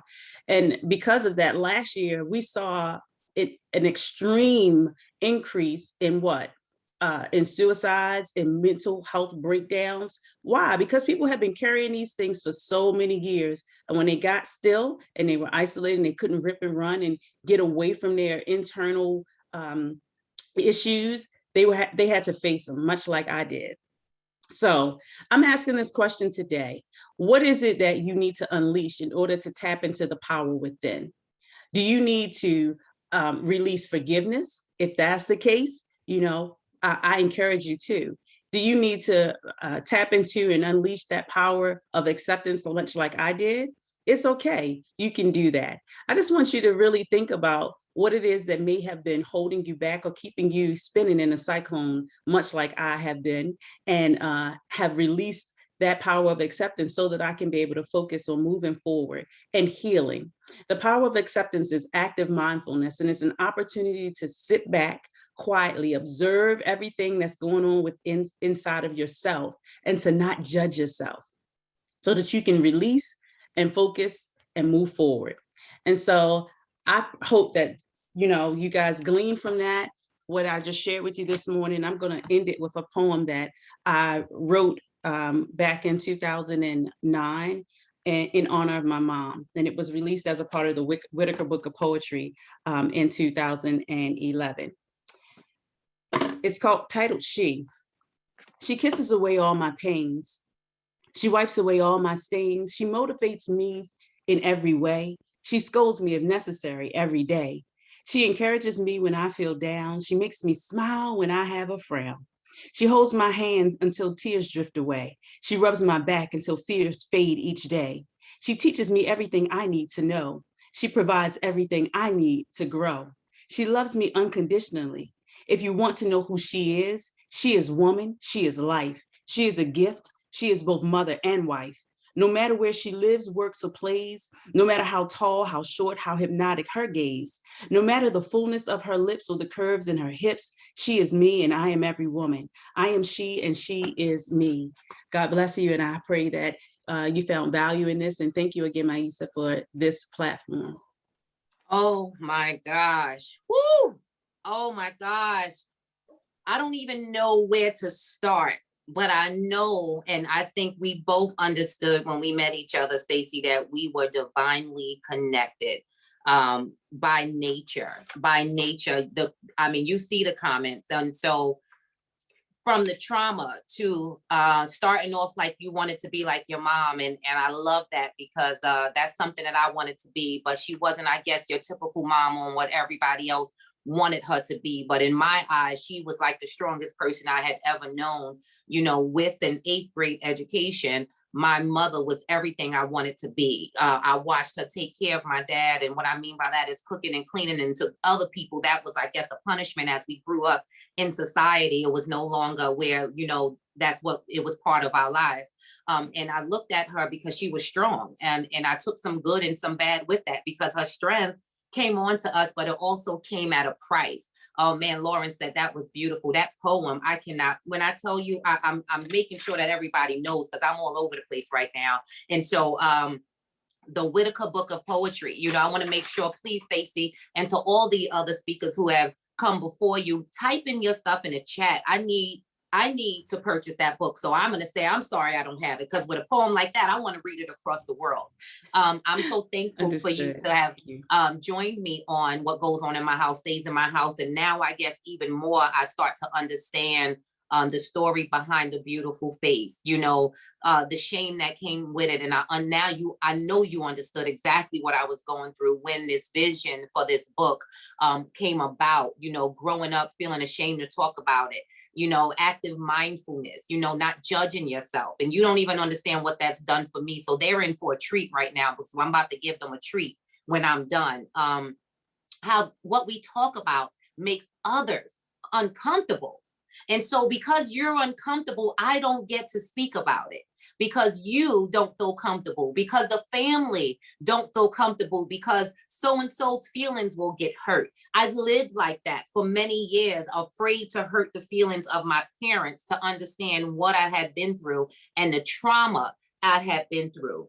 And I'm just so blown by how we've lived. And I'm so grateful at the same time, Stacey, that we are still standing, because there's many people who counted us out. Do I tell you, if you are watching, come on now. Sheila said, my mom was the super she-hero. If you still standing, I want you to type that in the chat, that I am still standing, that what I've been through, thank God I don't look like what I've been through, because you have no clue. I even asked my husband to tune in. Right now, he was already tuned in, because I understood the assignment. And I know when God says do something and step out of my box, I'm going to do it. And it makes me no difference on who's going to be impacted. I just know I have to release it from my soul. And so I know Janika said release and focus. Come on now. And I see people putting I'm still standing, because we're still standing. You're still standing. I'm still standing. And that's all I keep talking about. And so before I even bring the next speaker to the stage, Stacey, you have no idea how much you have impacted me. And I hope you understand it when I share what I'm about to share with the world and with those who are listening. I hope that you understand your importance in my life. I pray that you stay around me and I stay around you, that we stay divinely connected, because you just pushed something in me that you have no idea what you did. Sandra said, I'm still standing. And so, Stacey, thank you, because you know this will not be the last stage of Minds that you will be on. Make sure you follow her. She has some great things coming out. She put it in the chat. Grab that information, okay? Even if you find her on Facebook, follow her wherever you need to, because these speakers are somebody you want to stay connected to, okay? If you are, excuse me, an up and coming entrepreneur, a writer, poetry, business, whatever it is, you got this vision that God's given you and you're still nervous about, I don't know what to do. Stay connected to these speakers. Watch what they're doing, because it don't come without a cost. We have sacrificed, we have cried, we have, it's so much that we have done to get to the place that we at. And let me tell you something, we're still doing it at times in order for us to continue to leave a legacy. So with that, I say, I love you. Thank you, you guys. We are only 2 hours in. Don't worry, stay tuned. You are going to be activated when you leave us today. I hope that you contact me at the Wellness Purse, Mahisa Green, wherever you need to find me. Give us the feedback that you want to give us. Give me the feedback that you want to give me on how you've been impacted by what we have going on. So the treat that you have to be here to even witness right now, I'm going to give you a treat. So she had unleashed something in me, which is that shame. Okay, now you've heard me talk a lot about me giving birth at 13 years old and all these other things, but what you don't know is behind the beautiful face, I do think I'm pretty, right? Okay. Behind this face and behind all the things that I have going on, I have been dealing with so much. And today I'm going to talk about the fact that my oldest son right now, this is real right now. Okay, I'm gonna give you a treat, is currently incarcerated. And for those of you who don't know, I'm so tired of walking around like I can't talk about it, okay? He is my kid, he is my child, and yes, he has made some very wrong decisions. And this does not mean that I'm telling anybody to take the blame, but as an adult, come on now, I'm understanding the part that I might have played, and it's time for me to change the game. And I'm gonna change the game today because again, if I've been preaching it, then I need to go ahead and walk in what I've been talking about. And I have been walking this thing saying, no longer am I walking around with the shame and the guilt and the fear of telling my story. So today, the Mental Motivator is going to share with you a letter that I have written to the district attorney as we approach court. So let me tell you something, pray for me. Pray for me because I'm so grateful for my husband, Nathaniel Green, who has been there right behind me through everything, okay? Through the hard time, through the good times, not knowing where we chucking and moving. He lost his mother in April. I lost my father in I'm sorry, he lost his mother in February, my father in April. We've lost so many in between, and nobody really understands what we're really going through, not only as people, but in a marriage and trying to be parents and caregivers and all of the above. And at that, my son, my firstborn, okay, I gave birth at 13 years old, and you don't understand what that was to be a mother. And I don't take any of that back because it's helped me create the person that I am today. And I had almost started to allow the disappointment in my heart to strip him of the love that he deserves. And this didn't mean that I didn't love him. It just means it started to show because I was so angry at the fact that you waited to this long when they counted us out for so long. I was angry, and I'm gonna keep it real with you. I was angry. I almost didn't even want to speak to him. Like, you waited until adult to give the world what you wanted. They counted us out at 13 years old. We made it through the storm. You made it through 18. You made it past your father that was murdered. And that's all I was concerned with, is the fact that we was making it. But somewhere in between, I kind of forgot about me. If you want to go back to the other speaker, I had to remember who I was. I had to confirm who I was. So here we go with the letter that I wrote to the district attorney. And you can give me your feedback. You can follow me, but I'm no longer holding this in. This is what I wrote. Vincent Johnson, yes, Vincent Johnson, the young man that has been labeled, stigmatized, and seen as something that he is not. Vincent Johnson, my firstborn. My name is Mahisa Green, and I'm the mother of Vincent. Born to me at the age of 13 years old, scarred from a C-section that has silenced me for years to come. I spent the next years of his life living and learning how to be a mother and a high school student at the same time. My mother and father, both middle-class citizens living in a brownstone home in Brooklyn, New York, not happy with the decisions I made, but they stood by me the entire time. They helped me raise him, always reassuring me that this was my child, but that I was going to learn how to balance life. Only 2 years later, at the age of 15 years old, the father of Vincent was brutally murdered. Not because he was a gang member or a nuisance, but he was murdered because of what somebody thought he had did.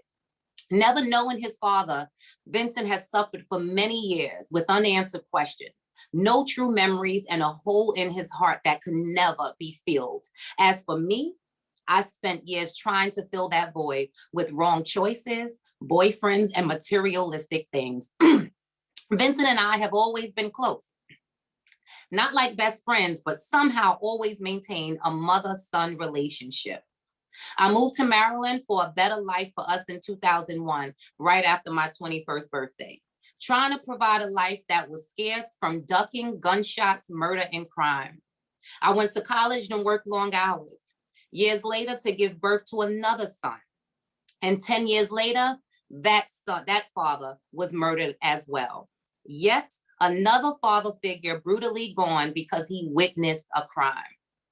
It was us three against the world, Mahisa, Vinny, and Caleb. Unintentionally, do you hear me? Unintentionally, Vincent played the role as the typical Black boy in a family of a single mother, the man of the house, which now, after studying the brain and psychology, I see was predetermination of responsibility that he was not ready for. We live by the Black code. What goes on in my house stays in my house, and we have to do what we have to do. With Vincent, he took care of his brother while I worked. No room for being a kid anymore, and at the same age I was, I made Vincent a dad. I worked, he got Caleb off the bus, fed him when I cooked, got him dressed in the evening, got him dressed in the morning, and I came in and took the rest of the shift. We continued like this for years. Though he was my rock at home, his behavior began to get worse, and now I see why. In his head, he has power, authority at home that did not exist outside of our walls. He exerted it when he could. Which often got him suspended or locked up. He had a voice at home. His thoughts, opinions mattered at home. But to someone outside, it seemed disrespectful for a Black boy to have an opinion. To me, it was the Black culture, because you see, it was never spoken to me out of text. He was never disrespectful to me or harmed me in any way. I didn't play that, okay? Vincent loved me unconditionally, but never knew the hurt he was causing me by his behavior at times. After I was married, 2012, Vincent chose to leave home at the age of 19 years old with his longtime girlfriend and now fiance to give birth to their first child, Layla Marie, my granddaughter. Though he had made grown-up decisions, in my eyes, it was inevitable. I thought he was growing to become the man that I knew he could be. I thought to myself, I'm married now, so he no longer has to help me with Caleb. Vincent, on the other hand, saw it in another way, that I would not find out until almost 10 years later. Thanksgiving holiday 2019, over a conversation in tears, Vincent saw it as he was losing his mother to someone that he was no longer a part of my life, that he was no longer needed by me, that he was being replaced, and his authority he once had in our home was taken away. You have no idea how my heart was broken to hear this, as I thought I was finally giving him a chance to live. But at 19 years old, it was too late. Though we had great times during his teen years, don't get it twisted, we did. I can't stop to think about all the things that he missed out on because of I had to work and my bad decisions. Vincent has silently suffered loss after loss, to include losing his grandmother, 2/28/20, his grandfather, 4/28/20, in which helped raise him and become the only father that he had. Not being able to attend the funeral because the world had just shut down, so did Vincent. And he never gained his reality again. He lost his good friend to an overdose, loved him in Edgewood, and for all the same reasons I mentioned in this letter, mental health. He lost his paternal grandfather to a brain aneurysm in April 2021, near the 1-year anniversary of the death of his maternal grandfather, which was my dad. And at the same time, being arrested by the same cop that has made it his lifelong business to make Vincent a statistic and miserable since the age of 16. The same cop. He had just made amends with his paternal grandfather for his absence in his life and in his dad's life, trying to understand death, loss, hurt, pain through his use of marijuana, rapping, poor decisions. He had finally planned to go see his paternal grandfather in Puerto Rico the summer of 2021. Loss of a loved one? Please, we became desensitized. It has become a norm, and to live in a world where a Black man showing grief is like waving the white flag. Showing anger becomes the face many expect, even when we have the right to show it. But it remains the reason why people of other cultures are so intimidated by us. The reason we remain in chains then and now. I write this because in order to understand who my son is, you have to understand who I am and his history. You see, Vincent is a lover, a charmer, a brother, a son, a grandson, a provider, a nephew, an entertainer, and so much more. But he is also a person who has suffered with PTSD, racial trauma, 3/4 of his life. Vincent has been labeled, targeted, and stigmatized in a community that he called home after leaving Brooklyn, New York. There's so much more, and you can read about it in any of the books that I've published or been a part of. You can hear it from the many stages that I've been blessed to share platforms with. Because I chose to speak about racial trauma, colorism, PTSD, and post-traumatic slavery disorder, which I pray one day will all be in the DSM-5. I speak now about my child, who somehow blindly was experienced in everything I did and still am. I'm the author of Pretty to Be Dark Skinned children's book and will soon write another book to reflect the life of my 3 brown boys. I write for you to dig deep into Vincent's trauma and say to yourself, he has so much more to show the world. He is smart.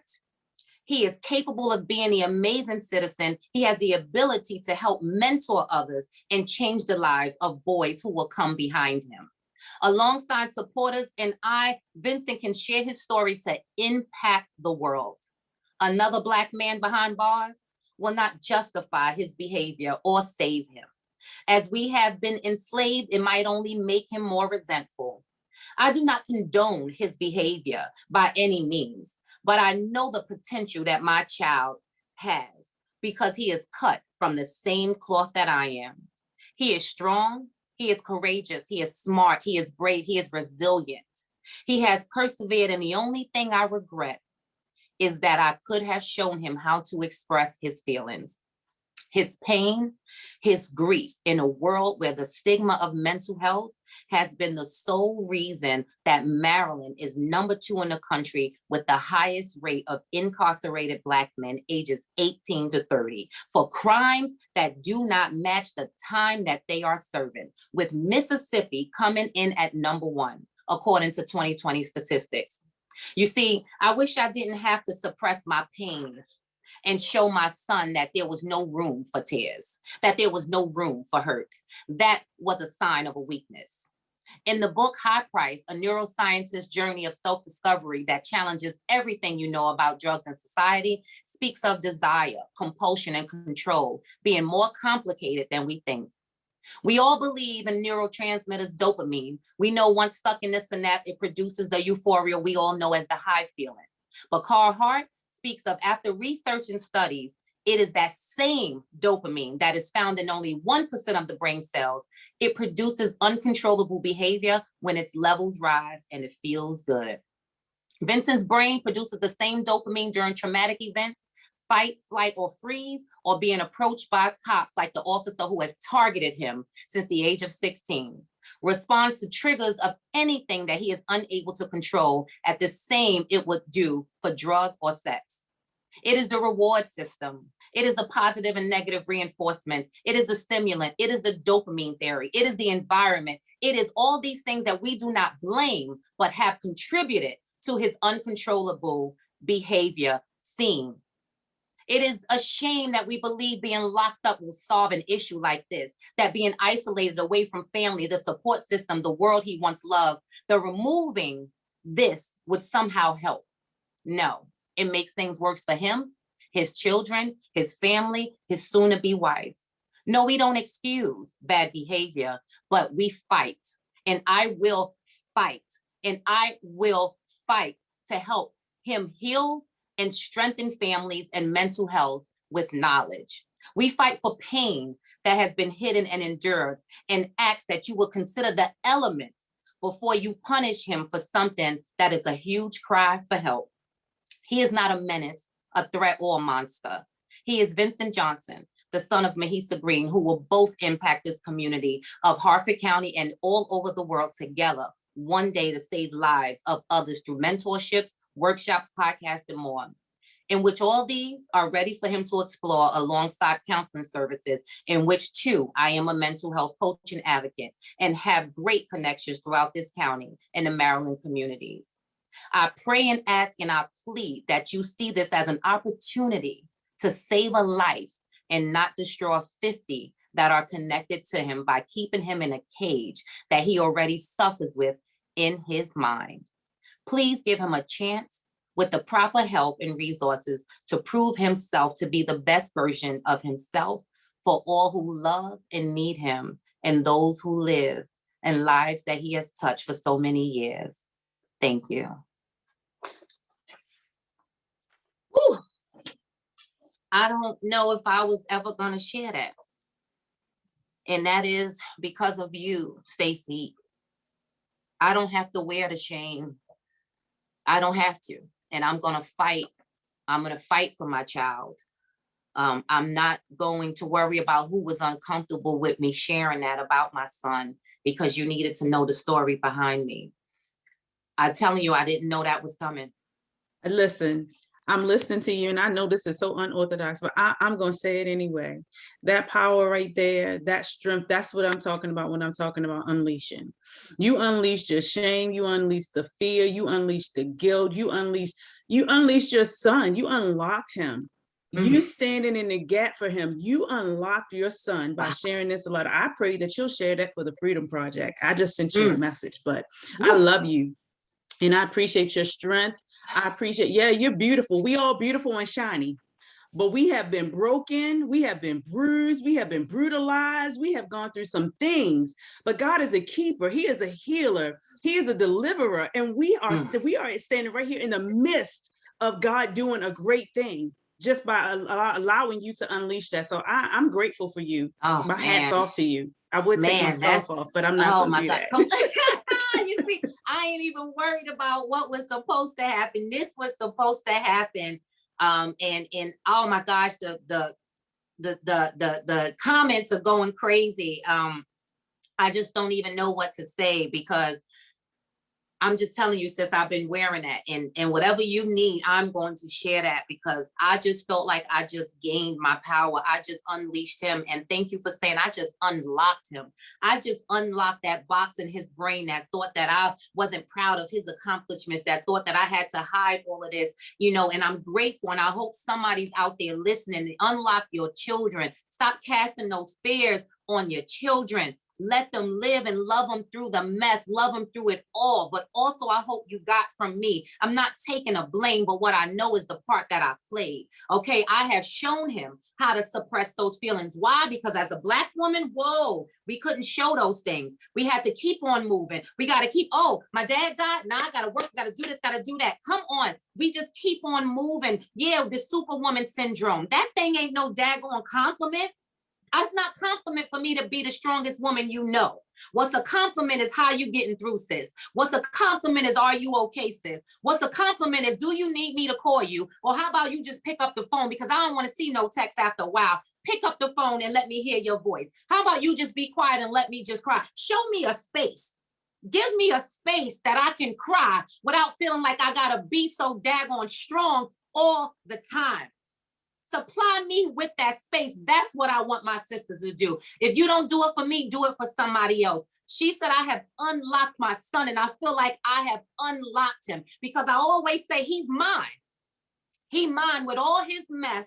He is mine. And I'm telling you, I can't wait to show the world, because I know what he is capable of doing. And that one, I'll be the dentist, because I'm pulling all the things that I might have missed before. Let me tell you something. When he step outside those walls of that incarceration, I'm pulling on him. Okay. I'm staying connected. I don't care how old he is. I'm staying connected, because I understand that he needs me now more than ever. I'm staying, and I'm here to stay. Somebody said, I am screaming. That's what somebody said, because that is how I'm feeling right now. You didn't know you was in for a treat, because I got chills going up my spine, because I feel like I just unlocked him. I'm thinking that he's feeling my spirit right now. My son is a work in progress, but so was I. The only thing is that he didn't have the resources that I had, and I didn't know how to give them to him. We've been through counseling. We've been through those things, but he had to be in a place. And let me tell you one thing. I tell you, sisters, I thank God that he got incarcerated. You wasn't ready for that, because I could be burying him. I could be sitting here crying, saying I lost my son. I could be saying that, and you're going to hear something like that. There's some of us that didn't get that opportunity and working through that. Yes, I've been through some loss, but I'm grateful by the grace of God that he incarcerated him, because he needed that pause. Okay, that dopamine and that serotonin, that all of those cortisone, all of that was going on at the same time. And yes, he smoked weed and all of the above, and I don't condone it. But what I'm saying, he was using a coping method. Find out why these kids are choosing alcohol and marijuana and Xanax, and ask them why they choosing these things. It's not just a recreation, let's just use it drug. It's a coping mechanism. He needed something to slow his brain down. He needed something to show him a calming, because he didn't have a space to do it. Come on now. I know we got some speakers here. I wasn't ready for that, Stacey. You talking about things that wasn't planned. I'm talking about nothing but the grace of God, because somebody just unleashed. Somebody unleashed. somebody amplified, somebody saying I'm no longer apologizing. I'm not apologizing anymore. I'm sorry for what he did. He didn't murder anybody, but he did some really dumb stuff. But now I can understand and know I don't condone it. But I'm not apologizing no more. I just need him to come home. He can make his own apology if he chose to, but he ain't even got to apologize because he don't even understand it. But what we gonna do is we gonna work through it. And I'm gonna love him through it. And I hope you loving on yours. Man, I'm telling you, I am on fire right now.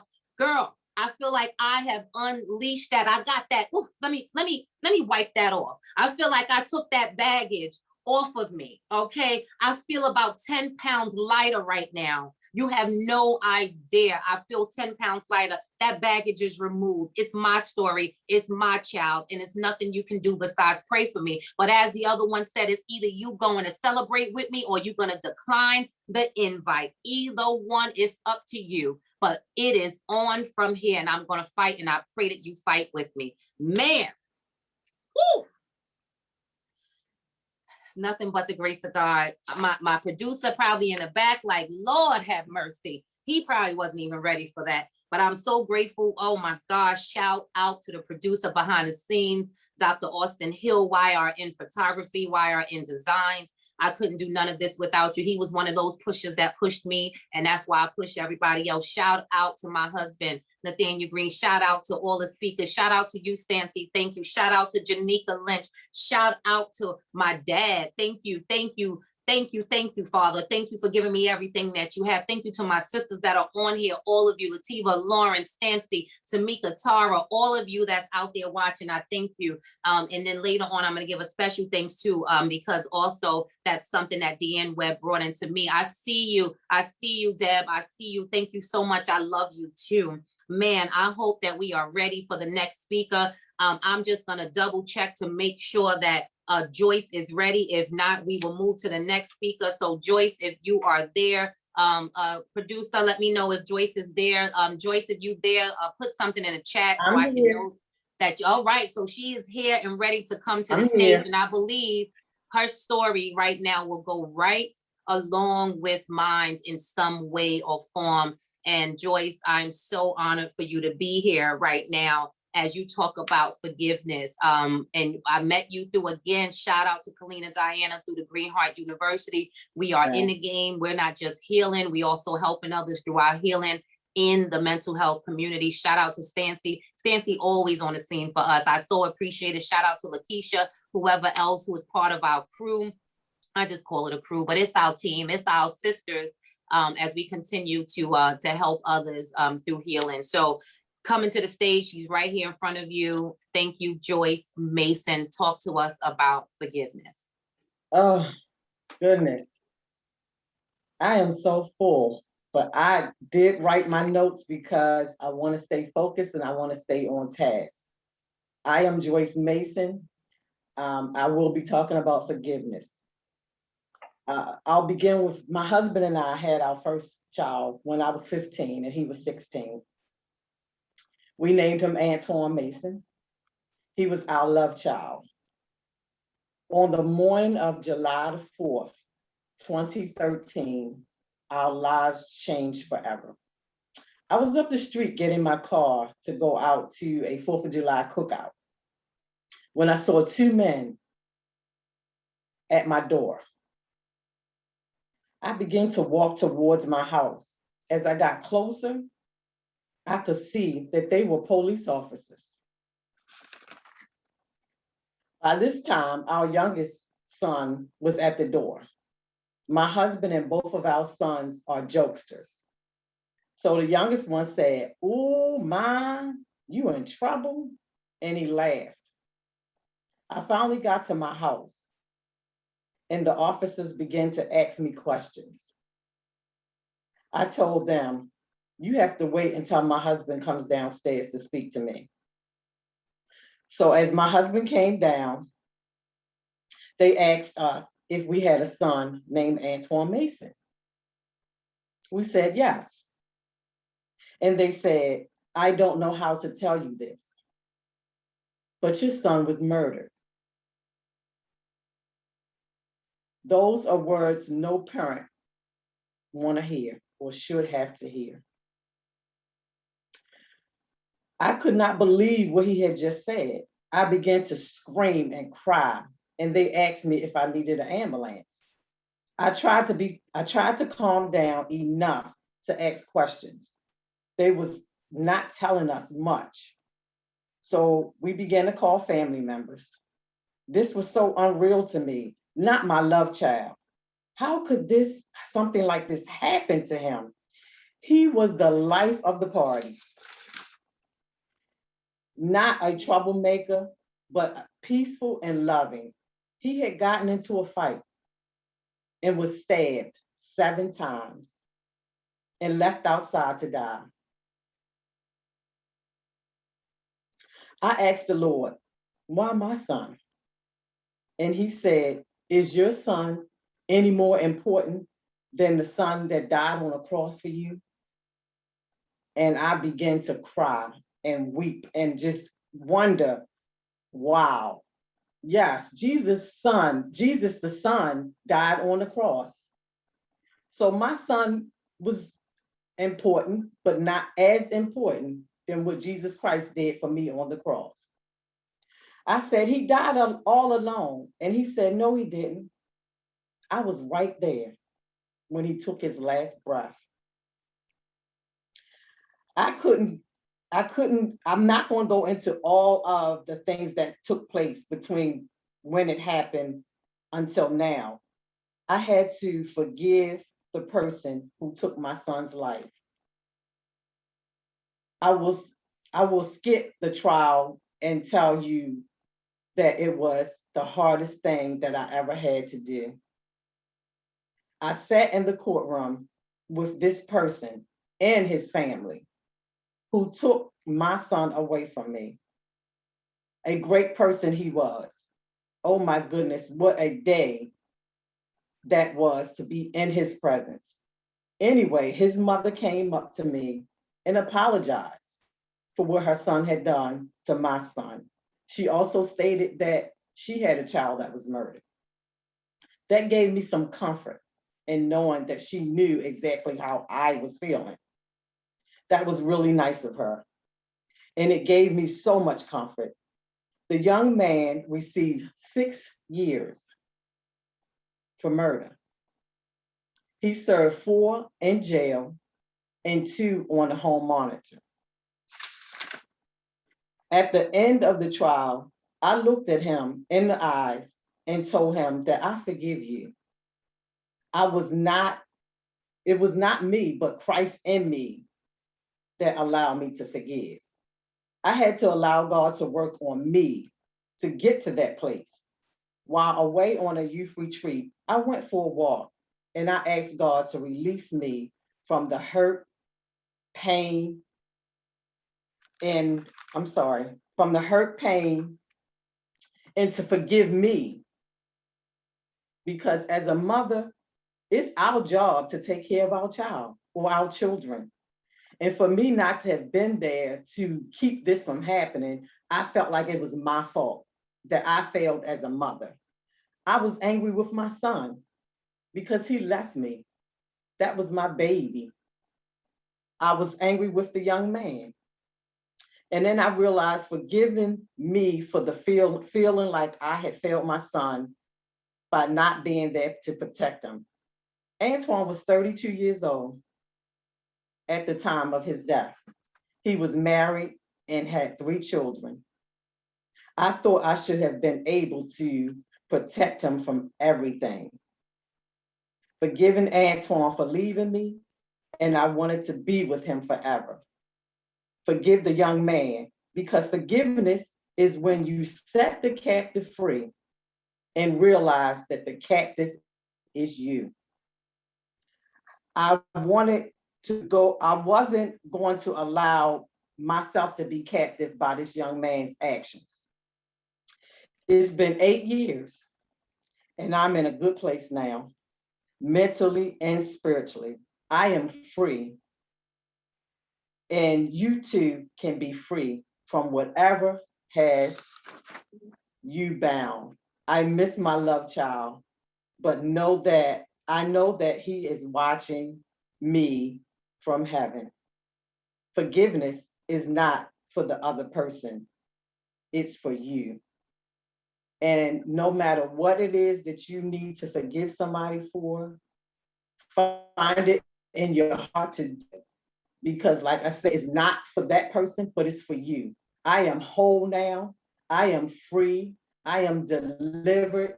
I thank God for the 32 years that I had my son. I thank God for the 3 grandkids. And I thank God for forgiveness, because how am I going to forgive somebody else if I need to be forgiven as well? So God has brought me to this place to share my story. And I have many stories, so many, but this one is so important to me because so many of us lose someone, we go through grief and we don't get help for it. That's how I began to heal, by being part of the mental health organization, the Green Heart Community. And I'm just grateful that I could talk about Antoine now without breaking down and crying and falling all apart. I know where he is. He's waiting for me. And when I get there, I'm going to see my love child again. Be encouraged, my sisters, no matter what you're going through. Always, always seek God for everything you do. And if you need to forgive someone, please do. You don't want to be captive to your own self or to anyone else. Mahiza, thank you, sweetie. This is my very first time. I'm excited. I'm grateful. I am just overflowing with joy and happiness.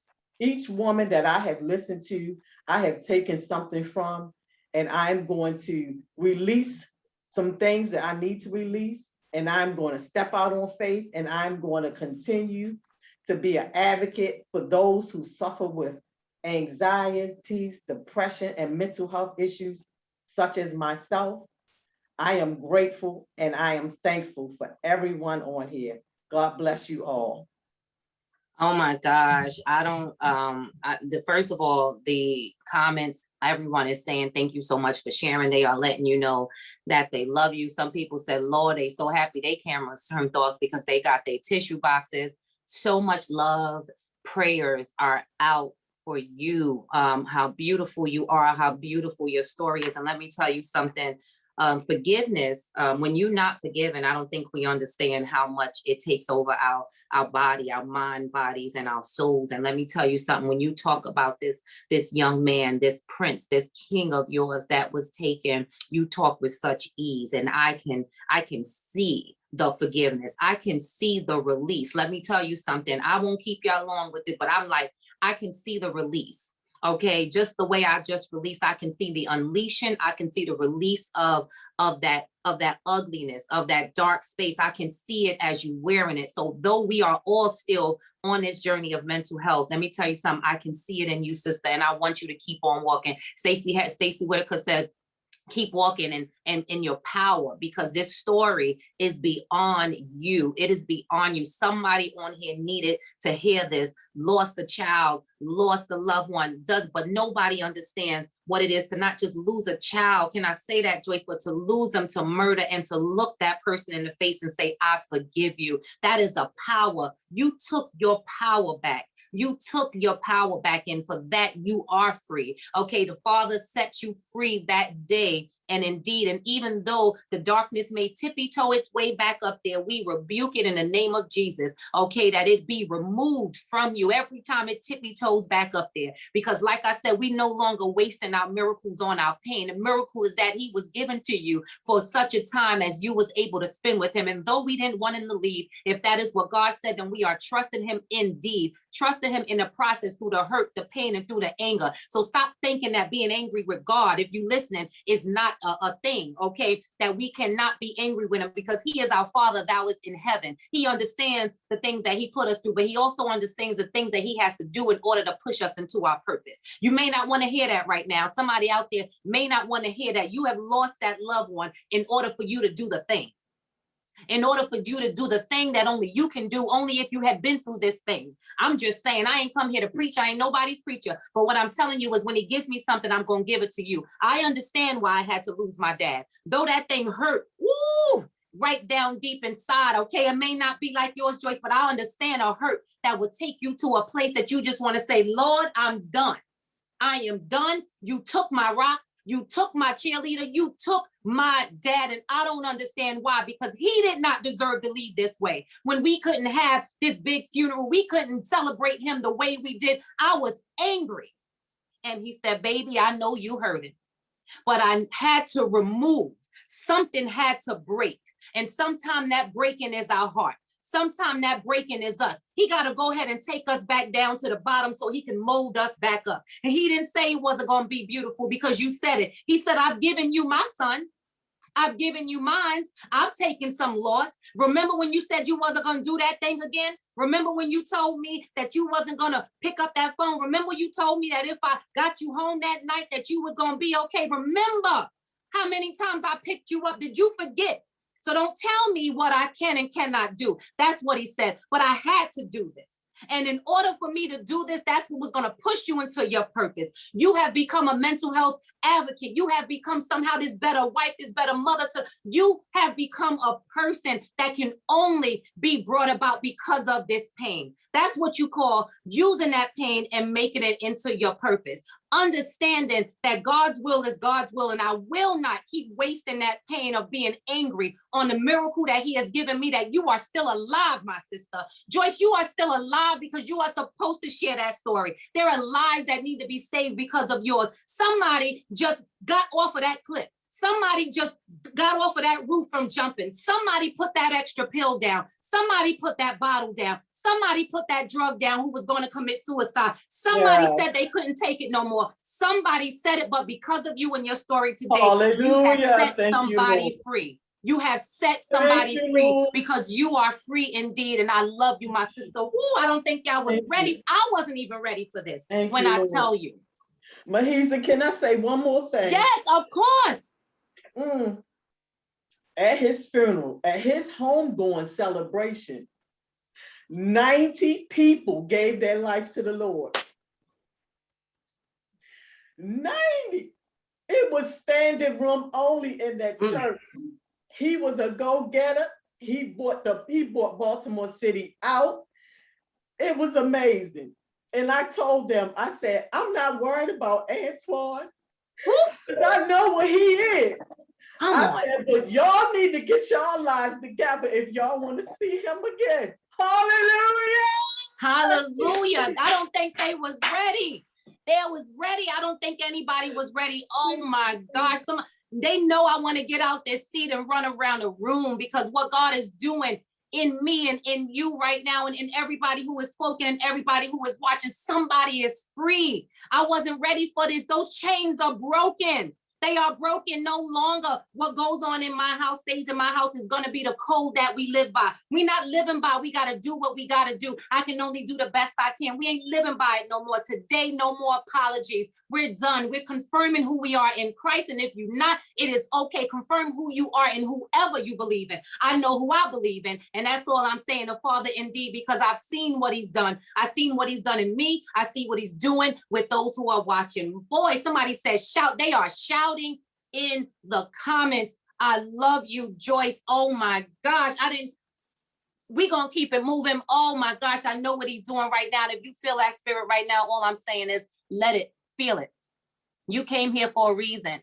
I'm very obedient to time, but if you're watching out there, let me tell you something. You came here for a reason. You came to be impacted. One thing I always say, if you know it got my name on it, you know it got Janique, you know it's going to be something real. You know it's going to be something deep because I'm going to pull it out of you. Come on now. God said in order for me to pull you up, Mahisa, I got to pull some things out of you. You can't pull nobody else up until I pull it out of you. That's all I'm saying. Right now, oh my gosh, Lord. I mean, we like a holy hookup, Miss Green. Yeah, mental motivator. Sound like a holy hookup right here. Yes. I'm telling you, I'm over here screaming. This right here, I mean, if you ain't got them torches lit, I'm trying to tell you, keep listening. This is so amazing mental motivator. And I'm listening to all these phenomenal speakers. Joyce, I'm telling you, you have set the captain free.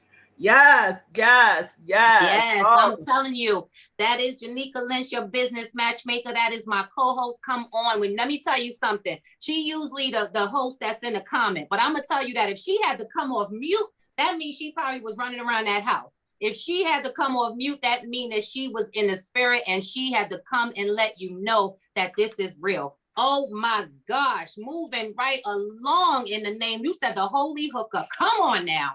All I'm saying is you came here for a reason. You got your notepad, your pens, you got your tissues because it is on. You will be activated. You will be inspired. You will be impacted and empowered to do the thing that only you can do when you leave this summit today. Man, coming to the stage, we have Takia Gaither-Stuckey. Let me tell you a little bit about this young woman. Oh my gosh, when I tell you I found her through the opulent virtual connections. And I was like, man, something about this woman. And God said, reach out to her, reach out to her. So this was a invite. And I was like, I don't really know what it is that you speak about, but I'm telling you, something came up in me when your name popped up and we talked a little bit, and there, go and behold, she is right here with us. Takia Gaither-Stuckey decided during the pandemic that there would be no more hiding. Oh, isn't she? Come on now, already.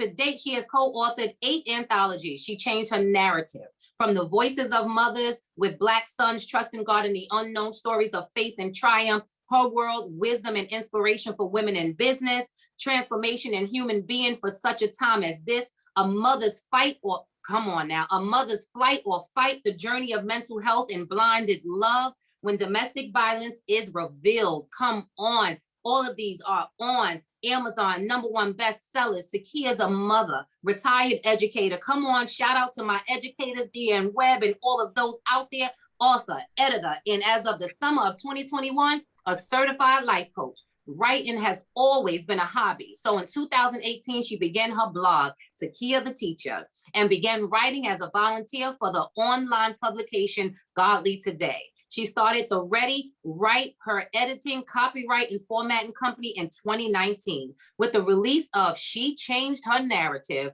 she also became a published editor and has published her first solo project, Be the Overcomer, a Bible study workbook.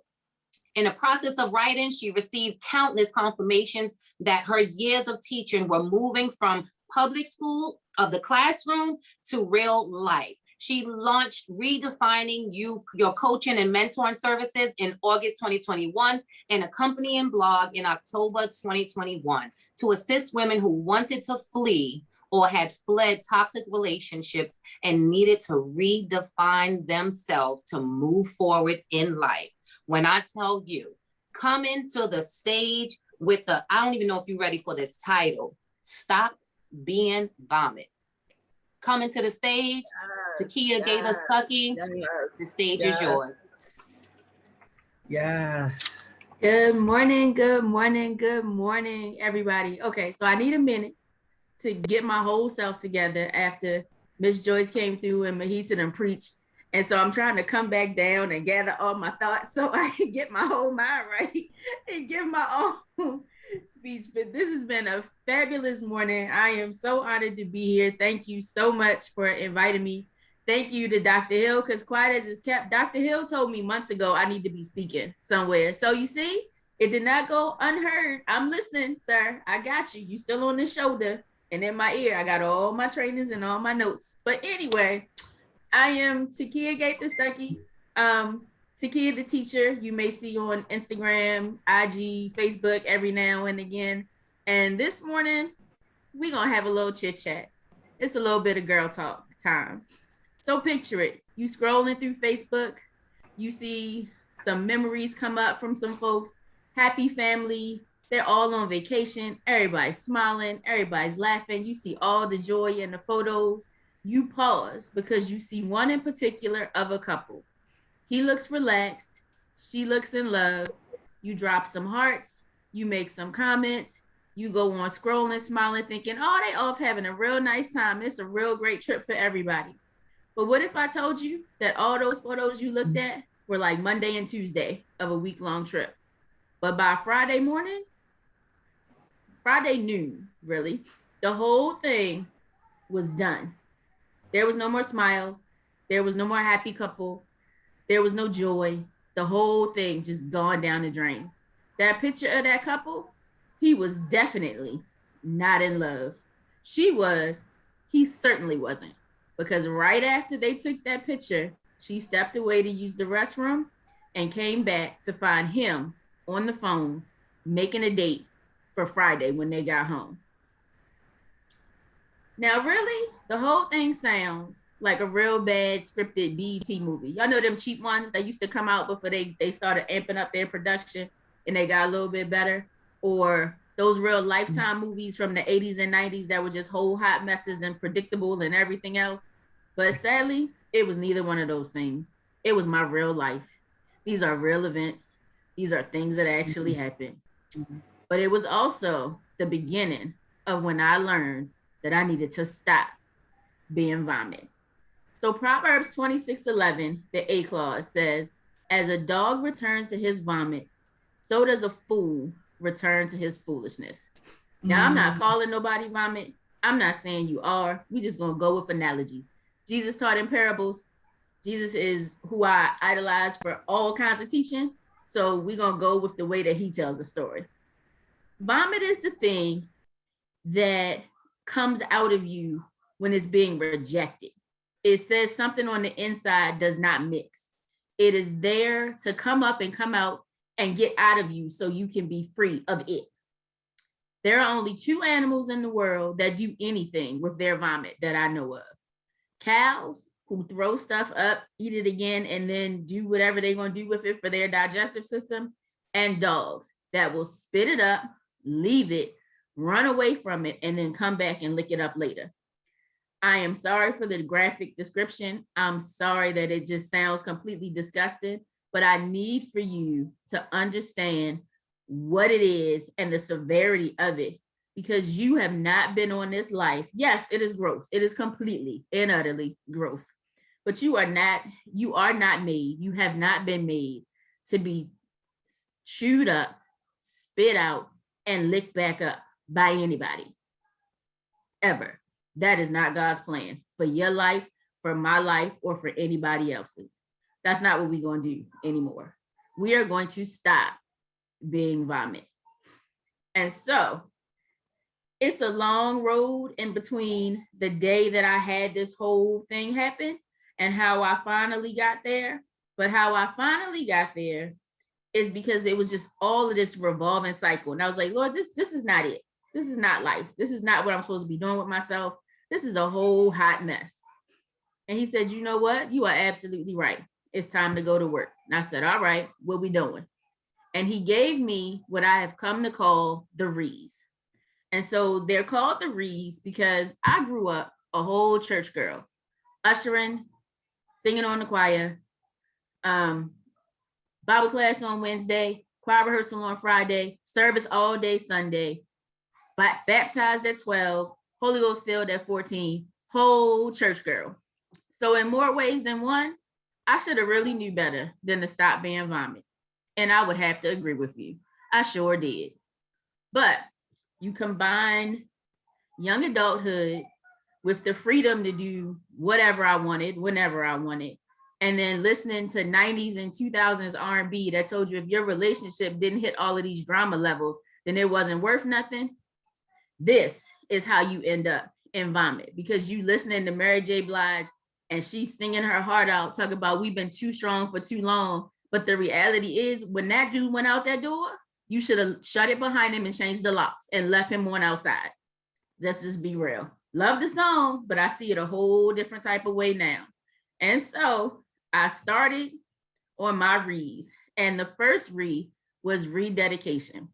I said, Lord, I am giving my life back. Whatever it is that I'm supposed to do, I am on your time. I'm on your path. I'm doing what you say, and we giving it back. I went back to reading. I went back to studying. I went back to going to church regularly. I went back to Bible study. If I couldn't get there in person, I found one online to listen to. I went back to doing all of the things that I had done from childhood up until 18 to get grounded. And so I went back and I regrounded, which was one of the reasons I forgot, but we're going to throw that one in right now. I rededicated and I regrounded. And with rededication came recommitment, because it's one thing to say you're going to do all the things. Commitment is what will make you actually do it. And so you take your actions, you draw your lines in the sand. You say, this is what I'm going to deal with. This is what I'm not going to deal with. And you hold on to that, and you allow the recommitment to rebuild you. And so in the rebuilding, I had to let him go in and work on me. And part of him working on me was I had to say, Lord, what is it in me that I keep finding it okay to stay in this vomit situation? Why am I allowing myself to come back to this? What is in me that I'm not seeing? What is in me that needs to come out so I can get closer to you? And that was where the reveal came in. I had to sit down, quiet myself, and pray, Lord, show me me. And when he showed me, all of it wasn't pretty. I can't tell you that I was ready for the answer because I thought I was pretty fabulous. Nah, I wasn't.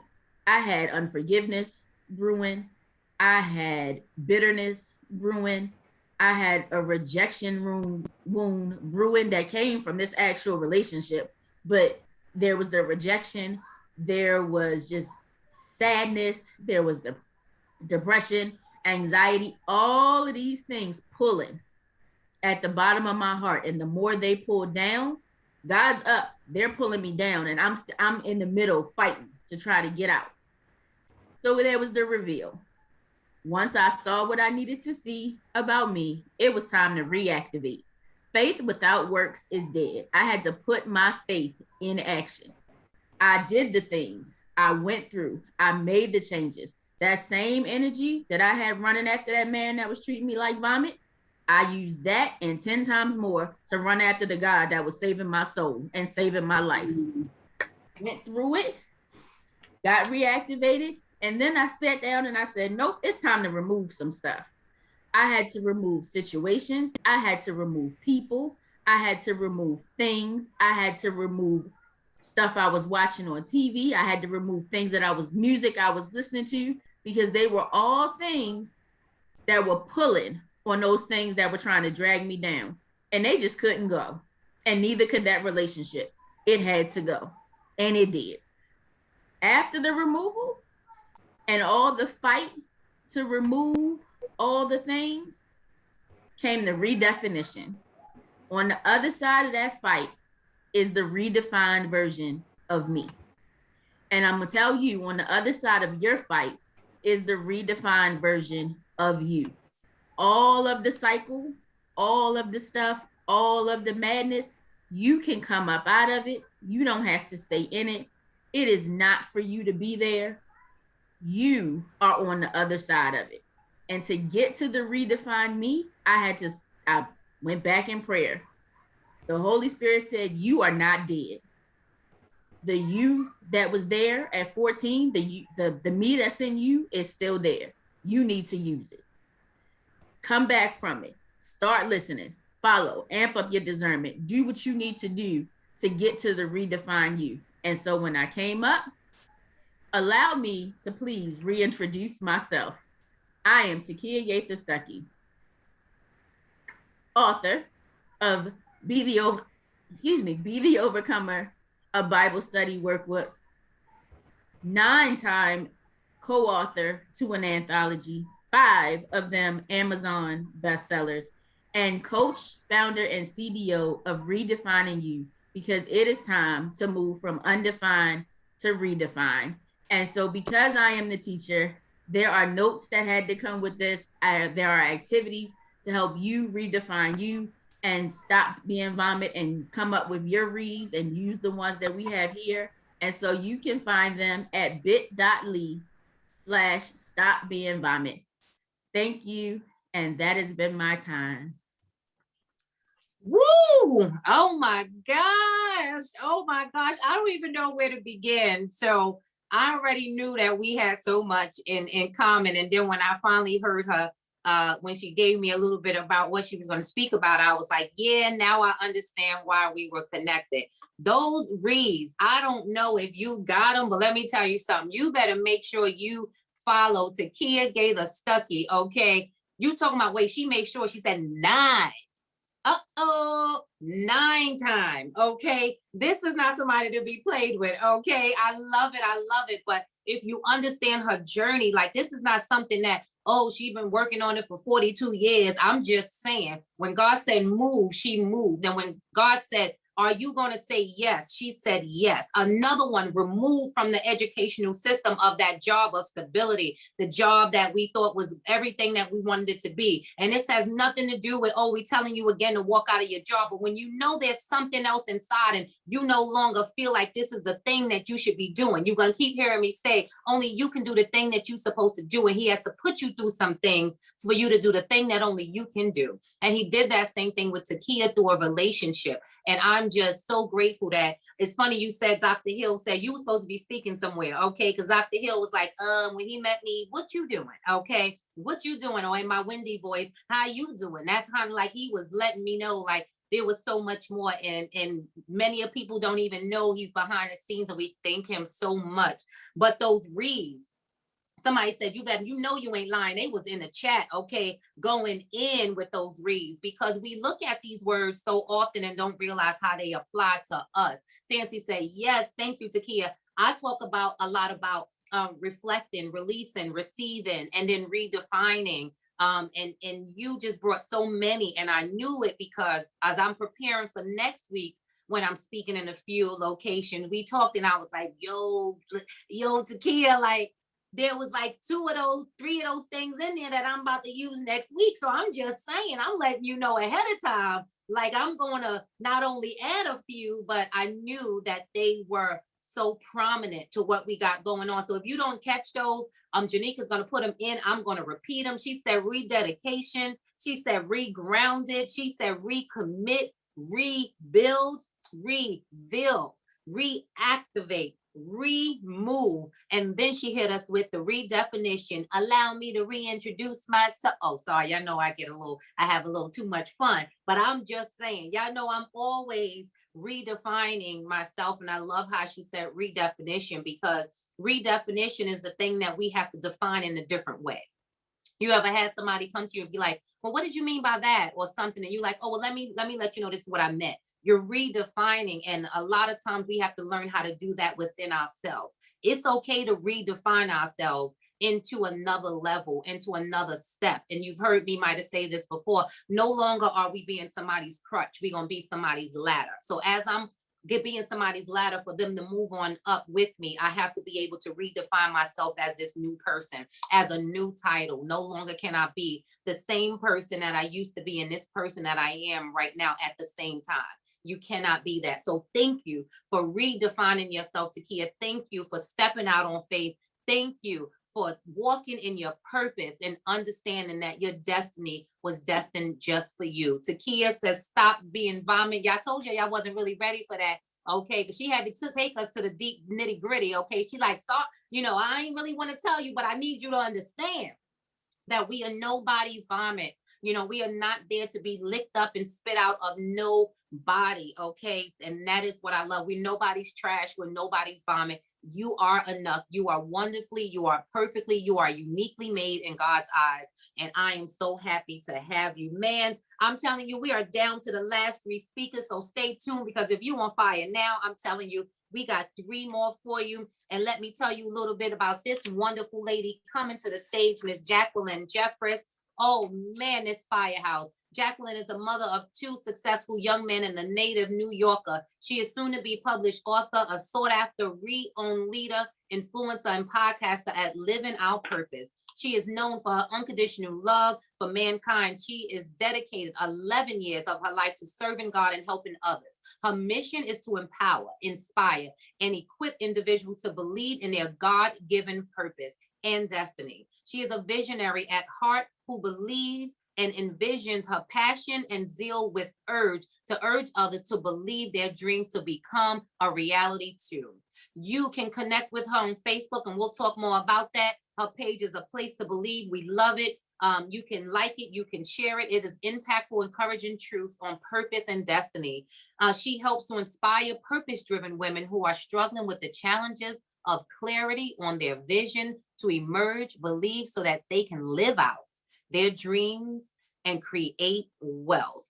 Coming to the stage, Miss Jacqueline Jeffress. The stage is yours.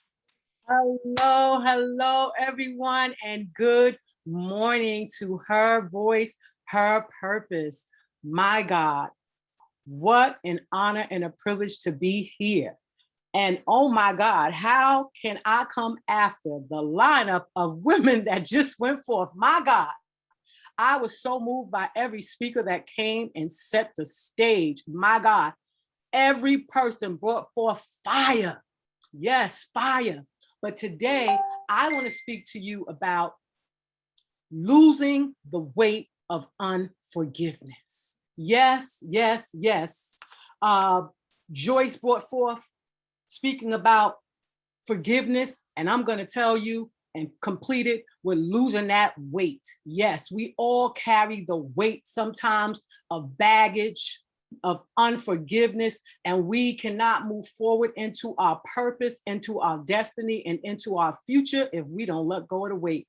So I'm going to tell you about a time, a very pivotal point in my life where God had to allow me to grow through something to let go and lose the weight of unforgiveness. So on September 12th, 2019, at about 6 a.m., my alarm went off, just like it normally does on a normal weekday where I get up and I get ready for work. I got out of my bed and I went into my bathroom to do my normal daily brush my teeth, wash my face, and begin to get ready. My phone rang. I said, my goodness, who's calling me so early?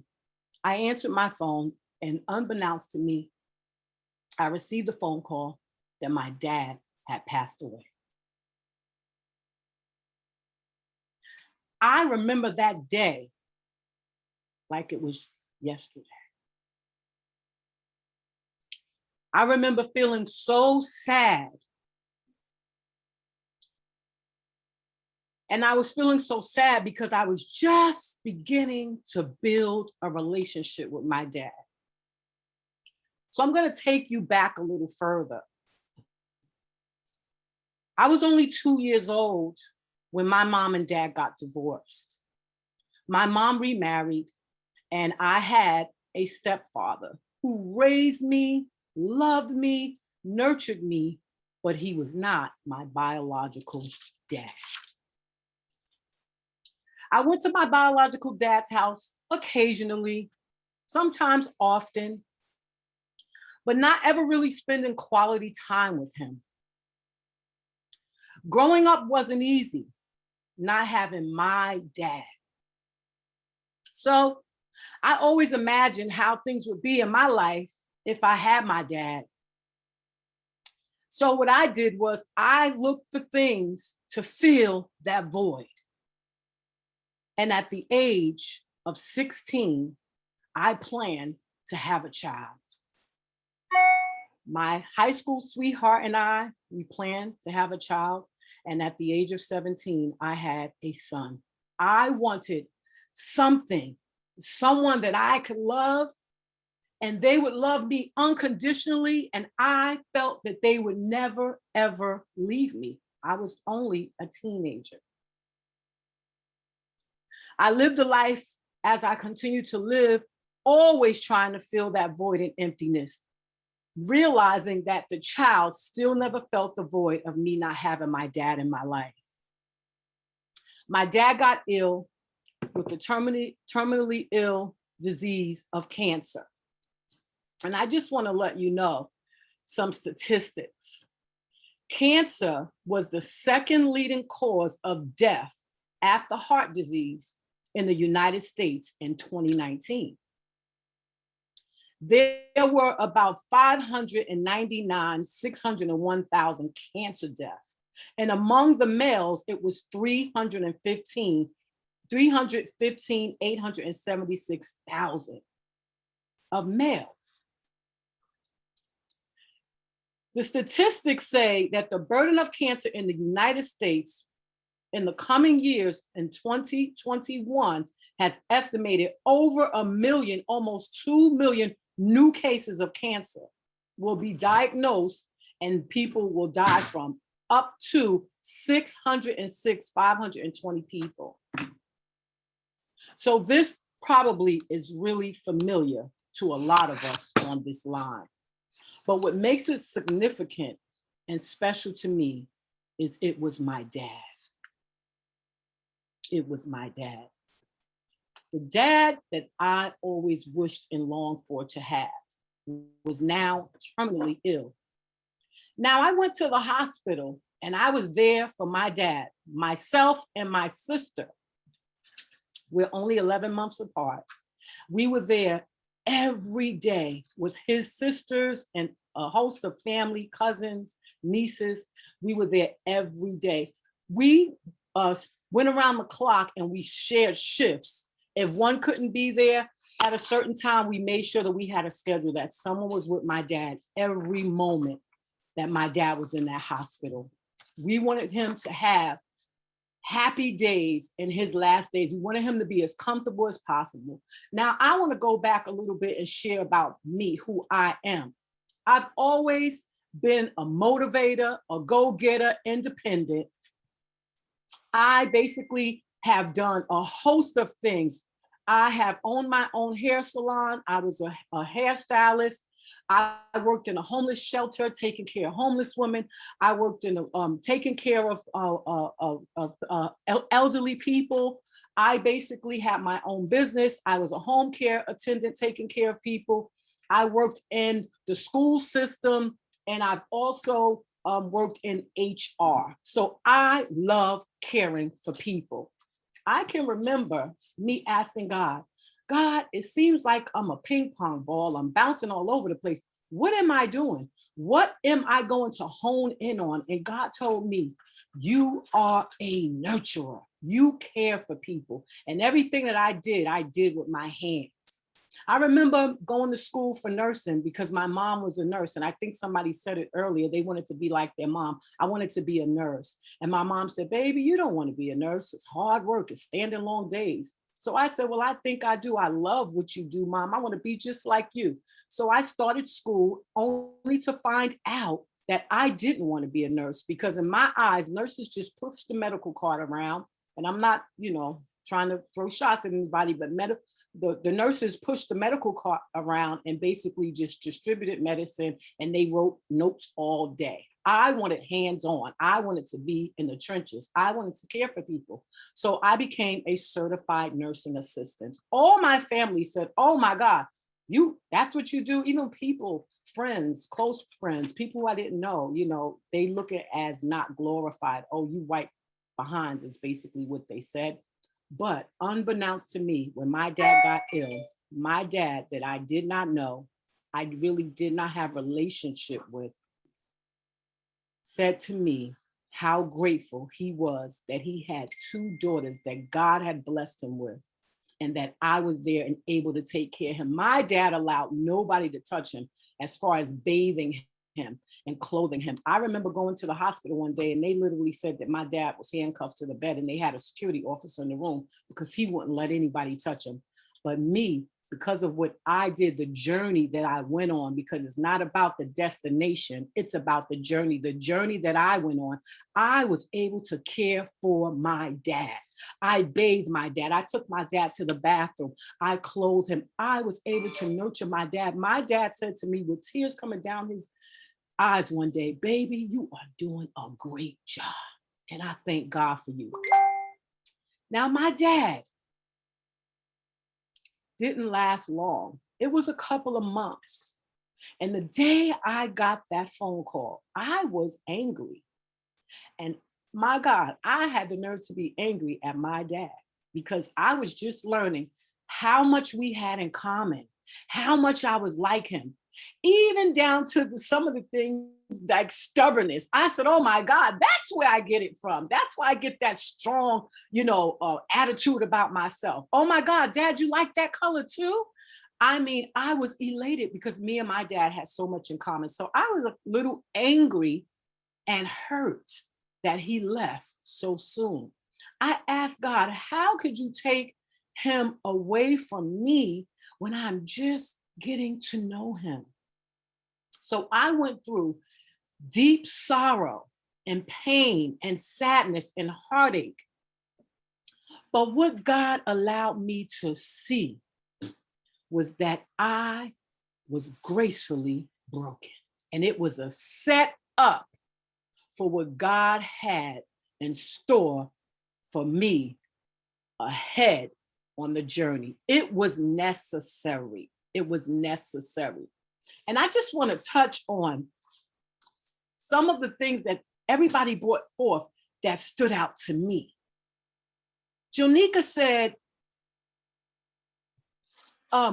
she was that matchmaker. She put people, she got out there and put herself out there with other people. And I said, my God, she's giving me that confidence that I need to keep going. Because today I'm going to tell you the truth. The enemy fought me. And I did not want to speak. I did not think I had anything to share. But God said, I've qualified you and I've given you the stamp of approval to tell your story and testify of how your pain produced and birthed out your purpose.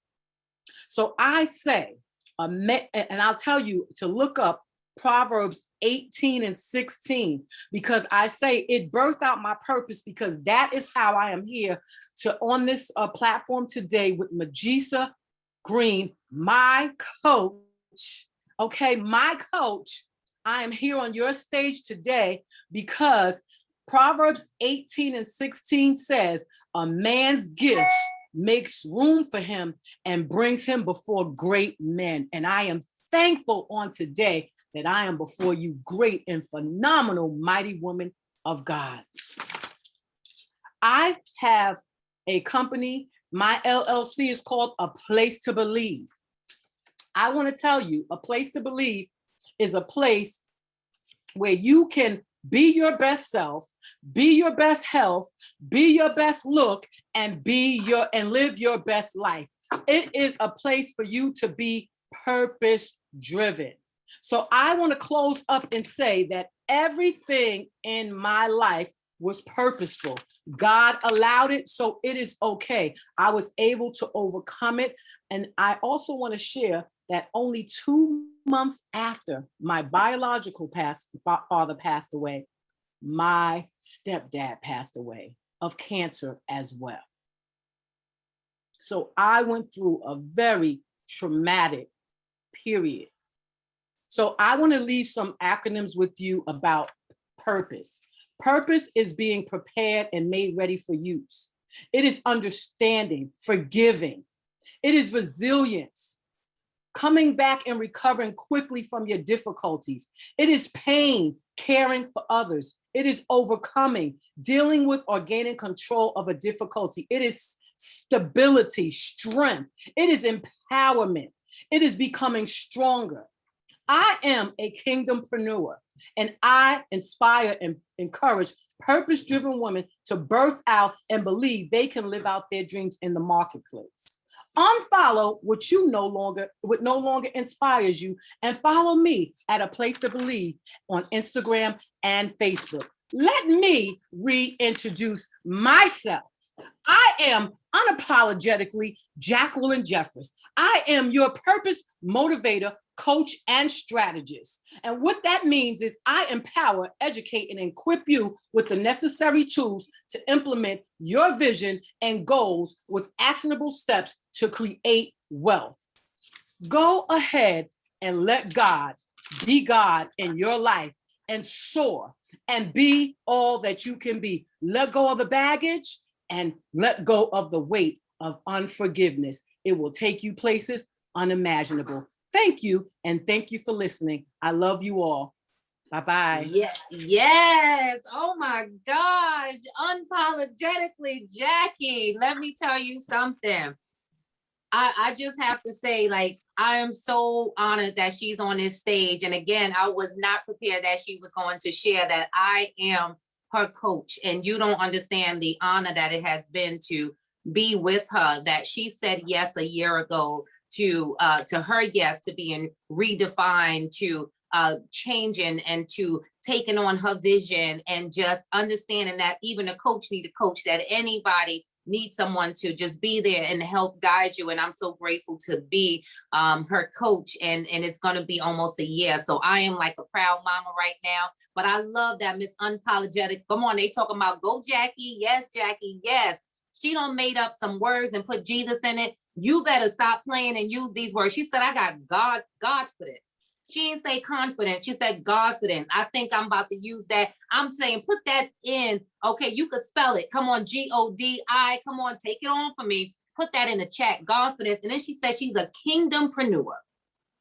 Kingdompreneur changes the game. She ain't just an entrepreneur. She's doing things for the kingdom, to increase the kingdom of God, to create disciples, whatever it is she want to share the message. And I'm so honored, Jackie, that you will be here with us. She talked about being prepared and pain and purpose and stability and strength and empowerment. All of those have to do with who you are. And we are no longer apologizing for all the things that we have been through and how it's helping us create who we are. Come on now, Janika, put kingdompreneur up in the chat. Come on, Janika, put Godfidence up in the chat, because we need to hashtag that. Put that in the hashtag if you're watching from Facebook, wherever you're watching from, that needs to be a hashtag. So she done brought out other things that we have all inspired her and everyone who is watching. Everybody is pulling off for each other. You know, we say iron sharpens iron. And let me tell you something, I haven't even given out anything.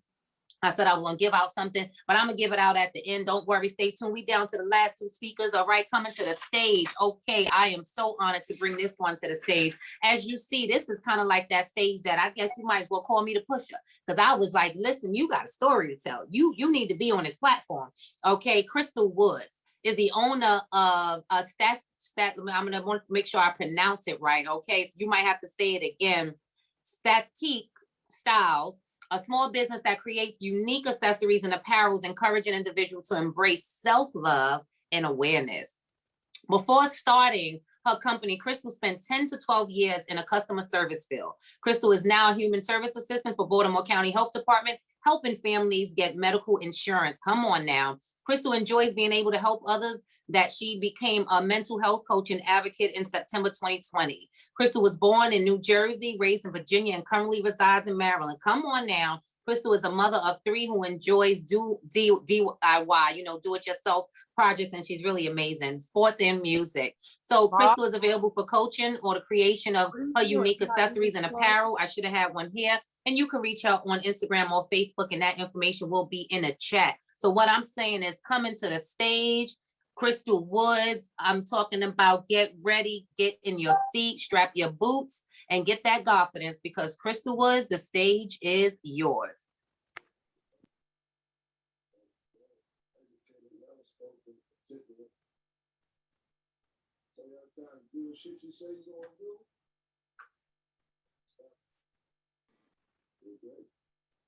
Am I on? Okay, I'll make. Yes, you're there, beautiful. We see you. Yes, yes, yes. Technical difficulties. I'm so sorry. It's okay. It's okay. We know the enemy is coming. We've been talking truth. I'm so happy to see you. I see that shirt. So make sure they see that shirt at the end. Okay. I'm loving it, loving it, loving it. Take the stage. Do you love yourself? How many people had to think about that question? Let me know in the chat. Did you have to think twice about that question? Do you love yourself? I see some people. I see some people. Being in love with oneself, having the appreciation of one's own worth and value is the definition of self-love. Now let me ask again, based on the definition that you heard, do you love yourself? Did anyone change their answer?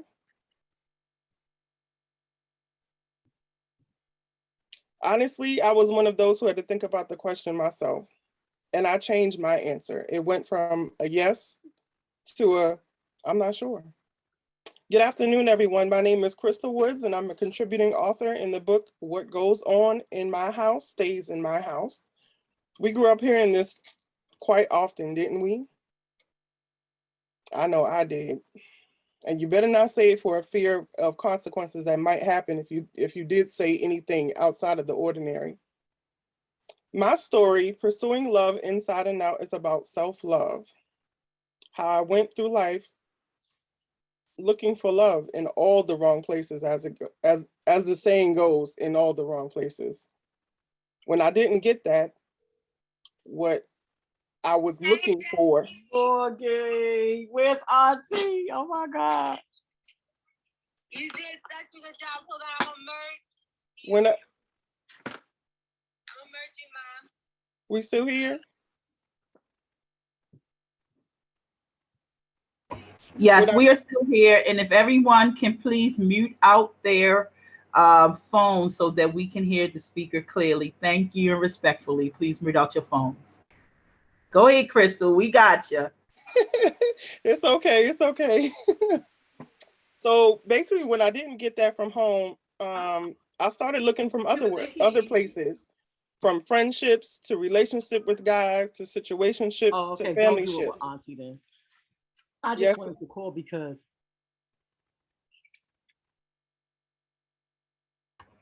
Hello, everyone. Can you please read out your phone? We have a speaker who is gracing the stage right now, and we want to make sure we hear her clearly. So please just check down. We know it can happen sometimes, but just check and make sure that your phone is muted. Go ahead. Back to Crystal Woods. It's okay. So when I wasn't getting that from home, I was looking in other places. So from friendships to relationship with guys to situationships and family ships. Yes, I know I just made up a word, family ships, but you get what I'm saying. Needless to say, none of those ships, I'm sorry, lasted very long, which made me feel even worse. So fast forward to last year, I was in an intense conversation with a stranger, a complete stranger, didn't know me from anywhere, but we were talking about myself, what I've done in the past, where I was going in life. And as I'm talking to him, he then interrupts me and says, Crystal, do you love yourself? So my first, response was, yes, of course I love myself. Why wouldn't I? However, I guess he saw the slight hesitation. So he asked the question again, Crystal, do you love yourself? And instantly after he said that, I broke down in tears because it was at that moment that I realized that I didn't love myself. I didn't even know who I was. Who are you? That was the question that I asked myself. After 38 years of life, the love that I was looking for was not from other people. I found out that it was from, or needed to be from myself. How does the saying goes? You can't expect anybody to love you if you don't love yourself first. So I knew after that moment or that conversation that it was time for a change. So I had to go to work. And the things that I did was, first, I had to have a total detox from negative people, things, and energies, like everything, social media, anything negative that came my way, I shut it down. I will admit, and it's hard to admit for some people, that I had to go to counseling. I did go to counseling, not only for this situation, but other past traumas that I had, in my life. And this may not be something that you are comfortable with doing, but I finally, after all this time, became comfortable with going to counseling. I started reading, writing, and saying positive affirmations, such as, you are enough, you are loved, you are deserving of love, just to name a few affirmations. I started to think about me for a change, which thinking about me included saying no to people, because I was always that person who said yes to everything. It didn't matter what it was. If I didn't want to do it or not, I was, yeah, I can do it. Sure, I'm gonna do it. I could be tired, drained, exhausted, and still would say yes to whatever it is. So saying no was a big part, a big thing for me. And then I started listening to encouraging, positive stories on YouTube, and just I incorporated that in my everyday, I guess you can say, routine. But through it all, she remembered who she was and she changed the game. Not only am I a current author, but I am a business owner of not one, but 2 small businesses. I became a mental health coach and advocate, and now I can add public speaker to my list of titles. But let's not forget the most important title of them all, that I'm a single mom of 3. Can you say boss mom? Can y'all type that in the chat for me? So although I have achieved so many great things over the last few years, I still on an everyday have to work on loving myself. The key word is to never give up. I'm sorry, never give up. You got to keep pushing. You got to keep pushing. And for me, you know, these babies, they're looking at me, so I got to keep pushing for them and for myself. But you know that one of the famous quotes that I like is, you never know how strong you are until being strong is your only choice. You all know who that's from? That's the famous quote from Bob Marley. But that's something that I took into my everyday routine as well. So let's talk about how we can connect. It doesn't have to stop here. I'm here for you guys too, because I know you guys are going through some of the same things that I went through. So you can always find me on Facebook or Instagram at Crystal Lee Woods, or by email at author.crystalleewoods@gmail.com. Please go to both of those pages and follow me. The first 10 people that follow my social media pages and send me a DM will receive a free gift. So also, I did tell you guys that I'm an author of this amazing book that my friend, now turned sister, Mahisa, put me on to, or allow me to be a part of. And I'm so grateful because she did push me. She pushed me so hard, because I would not have done this. This is way outside of my comfort zone. But please go purchase your copy of the book. We're on Amazon. You can go to target.com, and you can also contact me for a special signed copy of the book. But it was my pleasure speaking with you all today. And just remember, love yourself. Love yourself. Come on, man. You said boss mom. Crystal, I am again like that mama bear. I am like so proud of you right now. Everybody's like, yes, Crystal, like many of us met on this platform that was created and didn't understand that coming through with the Green Hearts and the Green Heart community that we were going to be connected. And yes, I am your sister for life, and I am your pusher, because I know that there's so much more that's going to come out as we are all continuing on our journey of healing. She said it. Come on now, grab your copy. What goes on in my house stays in my house. Yes, come on. What she's pursuing, love outside in, is her title in the book. It's amazing. It's a book that you should, it's around the holidays. Start getting them. Target, Amazon. You can contact Crystal Woods, follow her on Facebook. You can contact Stacy on there. You can contact Janika. It's quite a few of them on here. Contact them, get your copy, man. This book is changing lives the same way this summit is. And before we come to our next speaker, I just want to say, first of all, I love that you said, you know, we're talking about self-love, and sometimes we don't feel like we are enough. You know, we always have to keep trying to find love in the wrong places, and whether it's through materialistic things and whether it's through men, sex, drugs, the reality is all of these things come from not understanding that we are enough, that the things that we go through are enough, and it helps create who we are. So I am so excited about that. And just the fact that you said you had to learn how to say no, Crystal.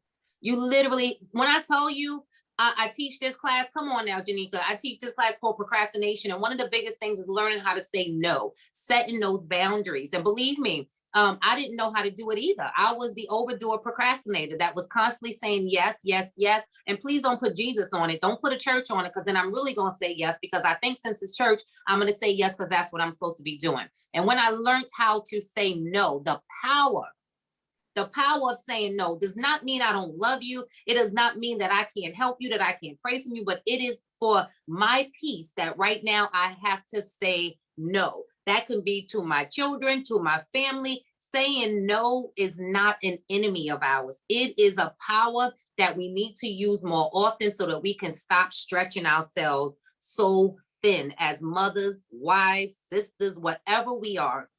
Learn to say no.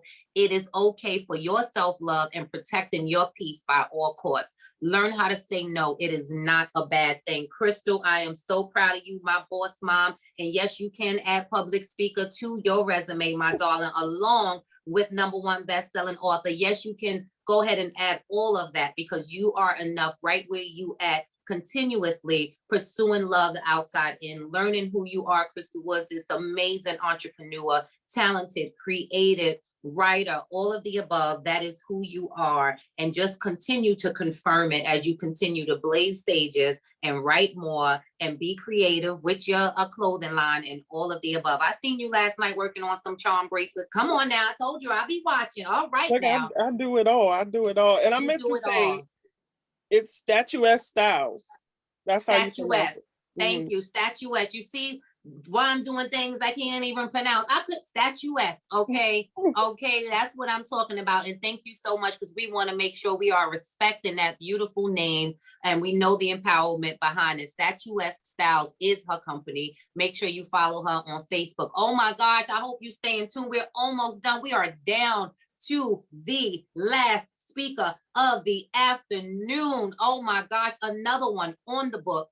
What goes on in my house stays in my house. I'm telling you guys, I'm gonna give you something. I'm gonna go ahead and do some quick announcements when we're done, because I got one major announcement. Because if you are seeing this stage, then imagine what we're doing next. Okay, so I'm gonna give you an opportunity today and today only, that if you're ready to start sharing your story, I'm gonna tell you where to go. But I'll tell you more about that after we have this last speaker blaze the stage with the fire. This next person, Sandra R. Pickett, a native Cleveland, Ohio, currently resides in Central Florida. I know the weather's nice there. This author and loving mother of 4 has a nurturing and compassionate heart for people, which is exemplified by way of mentorship, coaching, and volunteering. Sandra is best known for her quiet nature, her reassuming love and passion for God, and her unique ability to express her heart through writing. In the past, Sandra was fortunate to be selected to serve as chapter director in Orlando of the international nonprofit organization called Wife Talk Incorporated. Time spent growing in this position helped to ignite a greater desire for purpose and a more intentional life, living life. Since then, Sandra has stepped out of her comfort zone. Come on, we are stepping out. Do you understand what this summit is doing? I know you out there like, I'm stepping out after this. I'm gonna give you some ways to do it. I'm so grateful. She is stepping out of her comfort zone to challenge her own self-limitations in order to pursue her dreams. She is now a certified master life coach, a trained mental health advocate, and currently holds the position of vice president of the new nonprofit organization, Enduring the Course. This is Sandra's 3rd co-author collaboration project. She was excited to contribute her powerful pen in the book titled, It Takes Money, Honey, and My Hidden Strength.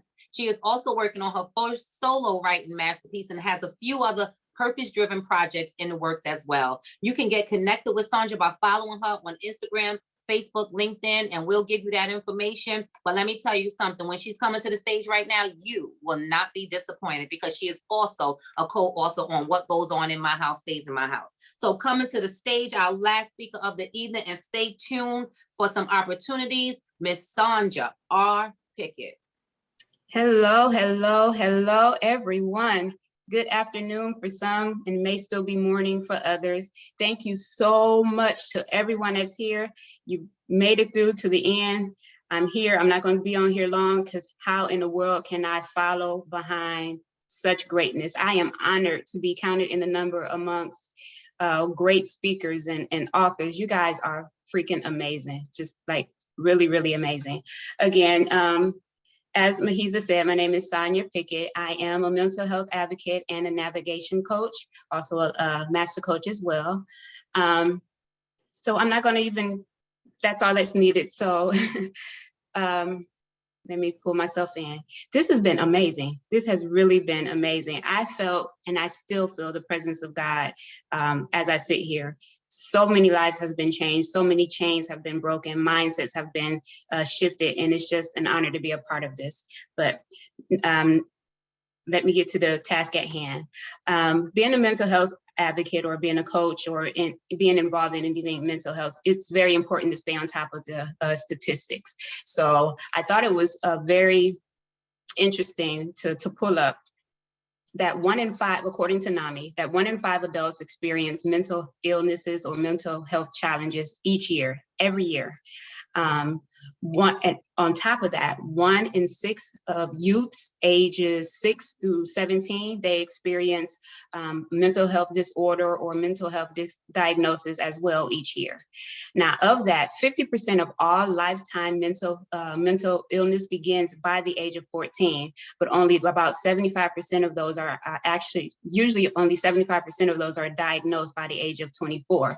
So that is a huge gap between when mental illness or mental health challenges begin to surface as opposed to when it's actually caught and diagnosed. I just thought that was very interesting, and I want you guys to keep that in mind as I progress. By the way, the topic of my time here, or my speech is there is more. So if you don't mind, follow me, if you will, down memory lane. The day had finally came. The moment had finally happened, the day being April 21st, 2003. The moment, 8:01 a.m. After 4 days of intense labor, 3.5 hours of unsuccessful pushing, me and my husband, Alan, we were finally able to lay our eyes on and meet our baby girl, our firstborn. And this is after a tumultuous 9 months of pregnancy that included multiple hospital stays, being put on bed rest. But most importantly, it also included what we would call a death diagnosis. The weekend that we found out that we were pregnant, we went to the hospital because there was spotting and bleeding, and our practitioner at the time was actually preparing us for a miscarriage and put special precautions in place, even though it was going to be over the weekend. And so she was prepping us and preparing us mentally, and she even set us up or arranged an appointment for us to have another ultrasound and a blood test on Sunday to confirm that the pregnancy was not going to progress any further. Long story short, or at least this portion of the story short, of course, that wasn't the case. April 21st came, 2003, tumultuous pregnancy, stressful and scary, 4-day process of labor and pushing unsuccessfully, only to find out she wasn't positioned correctly. The bottom line is we finally lay eyes on our beautiful baby girl. She was absolutely beautiful. She is beautiful. She came out looking around like, this is the world that I'm gonna conquer. And she exhibited so much personality from birth, and I'm not kidding. When they put me in a wheelchair to begin to take me to the room, take us to our room or a hospital suite, they stopped us and, took a picture of us. And I promise you, and I need to find that picture. The girl smiled. I'm not lying. The girl smiled for the picture. It looks as if she was smiling for the picture. So that is Imani Danielle's personality. That's how she was when she got here, even beforehand. Sociable, loving, a beautiful spirit, so much potential, just quick at everything. Her level of comprehension, even as a baby, as a toddler, surpassing milestones and walking before she had teeth, and talking and understanding at a young age. She's remarkable. So we had great plans and great expectations. We have great plans and expectations for her. And everyone who would meet her was like, yeah, there's something definitely special about this one. She's going to change the world. She's going to do something. This one's going to definitely affect change in the lives of other people. And we believe that too. And we kept that to ourselves. It was evident. She woke up on a mission. So fast forward, if you will, continue to follow. We're going to, and now to her teenage years, about 14. She was 7th grade, 8th grade. Things began to change. And at first we were thinking that maybe this is this typical teenage behavior, typical teenage mindsets. Okay, we'll go with it. We've never been a teenage parent before, so we're learning as she's growing. And so we're, trying to maintain boundaries with her and have discipline in place. We're churchgoers, avid churchgoers. Her father was a minister in the church. And so, grew up in the church, believed in God, believe in God still, believe in the power of his spirit, and praying over your children and anointing them. And so these are all the things that we were continuing to do. as we watching her grow and go through different things, but by her 9th grade year, things had continued to progress. And it was as if we was like, okay, is this rebellion? What is really going on? What do we do? So we leaned on a lot of our support system. We had two people particularly within our church that we leaned on and that offered advice, and we're forever grateful to them for that. But her behavior didn't change. We did the praying, we did the disciplining, laying on the hands and all that good stuff. The only thing that we knew, the only thing that we were taught. And it wasn't for me personally, it wasn't until I looked at her one day after talking to her about something that we had mentioned to her before. Her behavior at this time had become reckless and just impulsive, and it was scary. It was very scary, and it was also frustrating. When I looked at her in the face and I looked at her in the eyes, and I realized that I'm not looking at this. I'm not looking at the same baby that I gave birth to. Something is definitely up. And it was from that point that, for me, my prayers began to change. I was like, okay, we're praying and all this stuff and it's not working, but it did work. It is working. It was working, but just not in a way that I thought it was. I was looking for behavior modification or behavior change to make things a little easier for the household. But the way that the prayers was working, it was that each moment she was being protected from her own self. Each moment she was being kept safe from danger seen and unseen. Each moment, her life was being protected.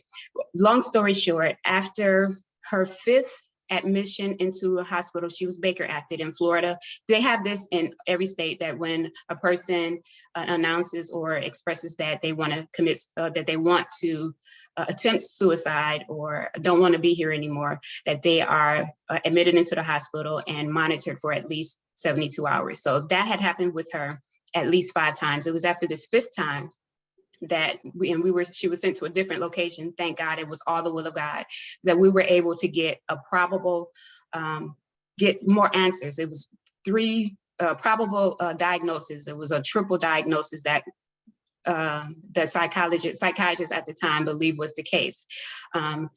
We ended up qualifying or being able to put her into, and I share all of this information with her permission, with her express permission, and with her encouragement. She wants, so I before I even decided to write about it, I double checked with her to make sure this is her story as well. She was like, but Mom, you have a part in this too. There's your side of the story. So I just wanted to say that. So I share this with her express permission, support, and encouragement. So she ended up being placed into a mental health facility for teenagers. And it was the best thing that could have ever happened to her. In this space, all of the teens that were there, it was expensive too. We need to figure out how to lower the cost for mental health services, but that's a whole nother thing. Each team that was assigned there, they were assigned a team that included a therapist, a psychiatrist, a psychologist, and a nurse. And the team worked together, of course, monitoring them, meeting with them. Once we gave them permission to medicate her, which was a whole nother story, being growing up in the church, no medication. First of all, what is a mental health diagnosis anyway? It's nothing but the devil. We just need to lay hands on her and cast out that demon. I can talk about that forever.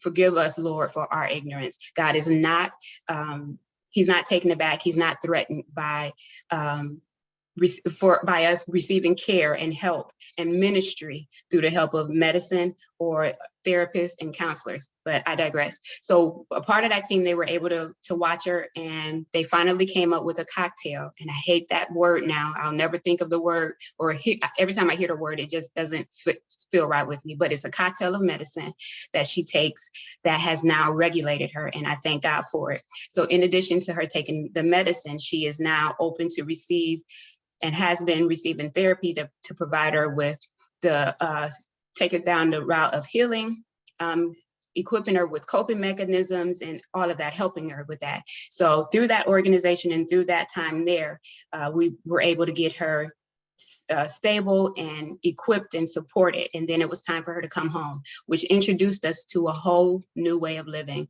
a whole new normal, and the events that surrounds it. And surrounded it, it affected everyone. It affected her siblings. It affected, of course, myself as a parent, her father, our marriage. it just affected everything. It totally changed our lives in a way that we were not expecting. So it took a time, and it is taking time to successfully and learn what works and find our ebbs and flows and to navigate through this. And what I want to do is just share a few things that has helped me navigate through this circumstance. First and foremost, acceptance. I had to arrive at a place of acceptance. Acceptance meaning, okay, this is the lot in life that we have been granted. Not something that we would have chosen for ourselves. It was not on our list, not in my book. It wasn't on my script either. I've actually asked to speak to a manager, can we get this rewritten? But coming to a place of acceptance, included in coming into a place of acceptance included me personally grieving. And you say grieving, what do you mean by grieving? For me, just like I said, this struggle and this is not something that you would choose for yourself.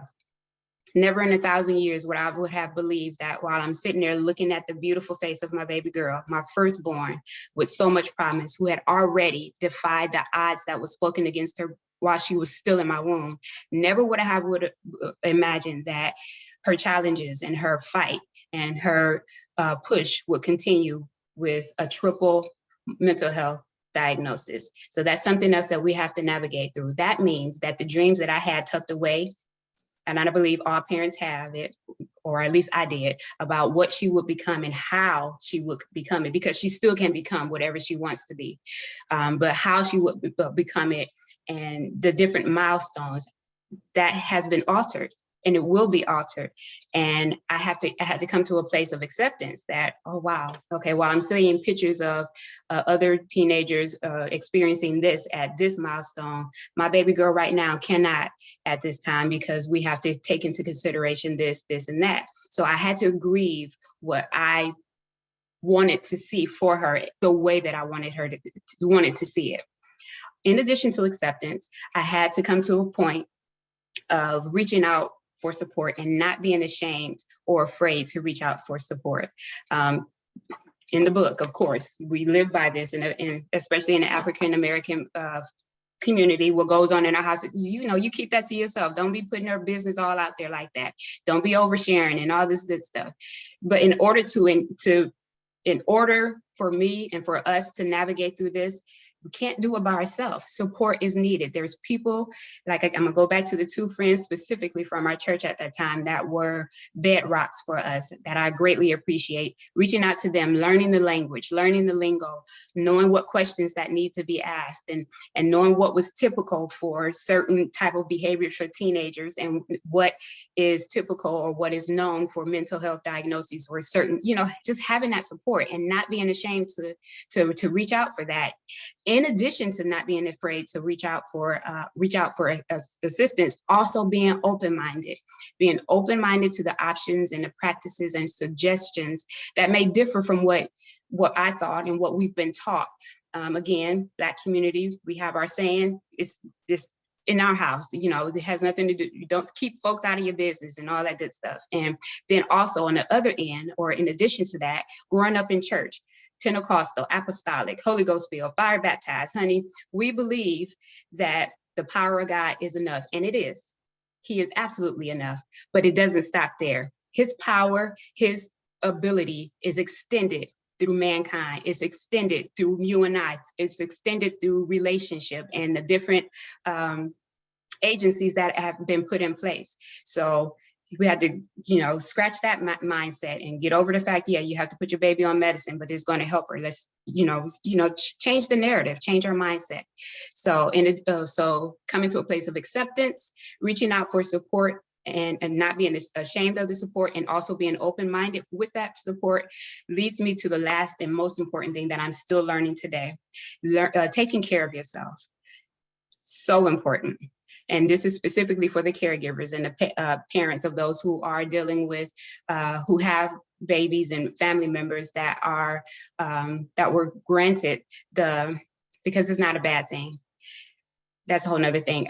God found us worthy and favorable to handle this situation, because there's something in us that we're able to give to our babies. There's something in us that can be brought out of this to change our lives and to change their lives. He trusted us. He trusts us with this triple diagnosis and with Imani Danielle.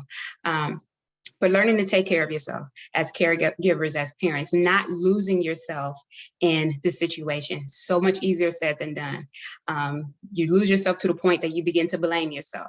So you have to stay checked in with yourself, forgiving yourself, being kind to yourself, not feeling guilty for taking a break when you need it. And again, that goes back up and ties up into reaching out to support when you need it. It also includes having counseling for yourself, having therapy for yourself, having an outlet, knowing that this is not a temporary situation, that this is something that is with you one way or the other. Your life has been marked one way or the other, and it's a part of who you are. So I do want to end by saying this. The beautiful thing about all of this is that Miss Imani Danielle, her name meaning faith, it took faith to get her here. It's taken faith to get through the situation that we just came through. She graduated this past spring in May. One of the best moments of my entire life. I got emotional, it was crazy. And now she is successfully enrolled in college at the dorm. She's still within the state. She's only like 45 minutes away. She said she wasn't ready to go out of the state. But the fact that she's in college, that she's pursuing her dream to be an entrepreneur, she wants to have her own nail shop and some other things, is everything to me. It is everything, and is proof positive that by any means, faith, there is more. There is more, and she is living proof that there's more to life. There's more to her than a mental health diagnosis, a triple mental health diagnosis. There is more to her. There is more to life than the stigma that society may want to put on her at this time. There is more to her than the loss of opportunities and the loss of perceived dreams. There is more to her than her mistakes. And the same can be said to us as caregivers and as parents. There is more to us as well. There's more to this life that is to be lived. We're just expanding it. Thank you so much for listening to me. Thank you so much for this opportunity, Mahiza. I do want to say that I do have a couple of things going on that I am so excited about, babies that I'm carrying. One that's going to fall under the Sonia Renee Enterprises business that I've set up. The one main thing that I'm working on as we speak is my organization, or my company called There Is More. I'm looking to have a launch, probably a soft launch by the end of December, but definitely launching it by my birthday in January. This is going to be a social service program that is going to provide caregivers and parents with coaching and support. We're also working on webinars and digital events, both in-person summits and virtual summits. Pulling together and working, getting together ebooks as well that we're going to be able to present to school systems, specifically targeting or specifically providing service to those with teenagers with mental health diagnosis and their families. We want to make sure that they have the best leg possible to transition from high school into independent living, whether that's going to be them living on their own or them transitioning on into college. And I am so excited about it. That's my baby. That's one of the many projects that I have going on under Sonia Renee Enterprises. And I would love for you all to be connected with me so that when it's time to launch it, you can come on over and join the party. So if you would, just feel free to email me at info@soniarenee-enterprises.com. And for the first 5 people that I see that actually receive an email from, I have a special gift for you. You're gonna like it. Again, info@soniarenee, SONJARENEE, and then -enterprises.com. I'll include it in the chat. Again, thank you so much to all of you for hearing me out, hearing a snippet of my story. I love you guys. Mahiza, God bless you. God bless you. God bless you. Thank you, everyone. Whew, I don't think y'all understand how much of the tears that I am holding in right now of the impact that this summit has been on me, let alone those who are watching. I am so moved, so touched. Do you understand? Even in the order of the speakers and how we came in and how we go out was only God ordained. I am so honored to have all of you ladies make sure that each of my speakers, make sure that the information is in the chat. Make sure it's in the chat, please, so that they can stay connected. You guys got some free gifts that you can get. And let me tell you something, there is so much help. There's so much more that I can talk about, but I'm telling you, as she closed us out, man, Sonia, I don't even know where to go. And I just thank you to your princess, your queen, Miss Imani Danielle, for allowing you to share her story, which is also a part of your story. There's so much that you left us with, that you closing us out with. You know, what they don't know is what your daughter experienced in some form I had myself. I had ended up, yes, I know you keep learning stuff about me, right? Wondering why we are God ordained. Yes, in my 12th grade year, due to another murder, 2 years after I lost the father of my child at the time, at 17 years old, I had lost my best friend. His name was Vernon, and he was killed only 2 inches away from where I had seen the father of my son murdered at that time. And I don't remember anything. Lativa is up here, and Lauren, they are my childhood sisters, and they can tell you Lativa was there. She can tell you the story because I don't truly remember the story. I can only speak about what she told me about running around a block 3 times and completely blacked out. I remember waking up in a psychiatric center and having a white suit on and being so violent. And come on, Lativa, wasn't prepared to share this story,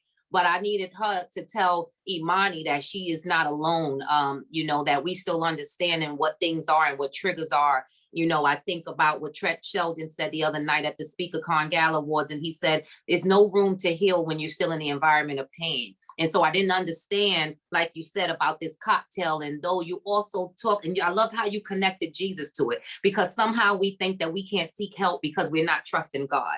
And I love how you said, even though I don't like the word cocktail, I had to thank God for the cocktail that got me my daughter back. I just thank you that you thank God for even being inspired with mental health and understanding that something is wrong with my daughter, you know, because had I had that, I might have seen a little bit earlier, even with my son, because I didn't understand it, you know, and that's what I said. He was going through the same thing I was going through. I just didn't see it because I was still healing. So I just thank God for so many things that you said, that believing in God, even through this mental health, that he doesn't look down on us for seeking help. He's given the doctors the mind to be able to do what they're doing and to also to create the medication. Yes, we need more Black psychologists and psychiatrists. Yes, we do in our communities, but the ones that we have are there, and it's up to us to monitor what they're giving our children. You know, it's miracles. You gave us so many miracles. The doctors counted her out. Everybody counted her out, but they couldn't count. That's what Dr. Cheryl Wood would say, because God counted her in. You know what I'm saying? And sometimes we forget about that. We forget about that miracle. You know, when you talked about, Sonia, you talked about that your prayers look different. Come on.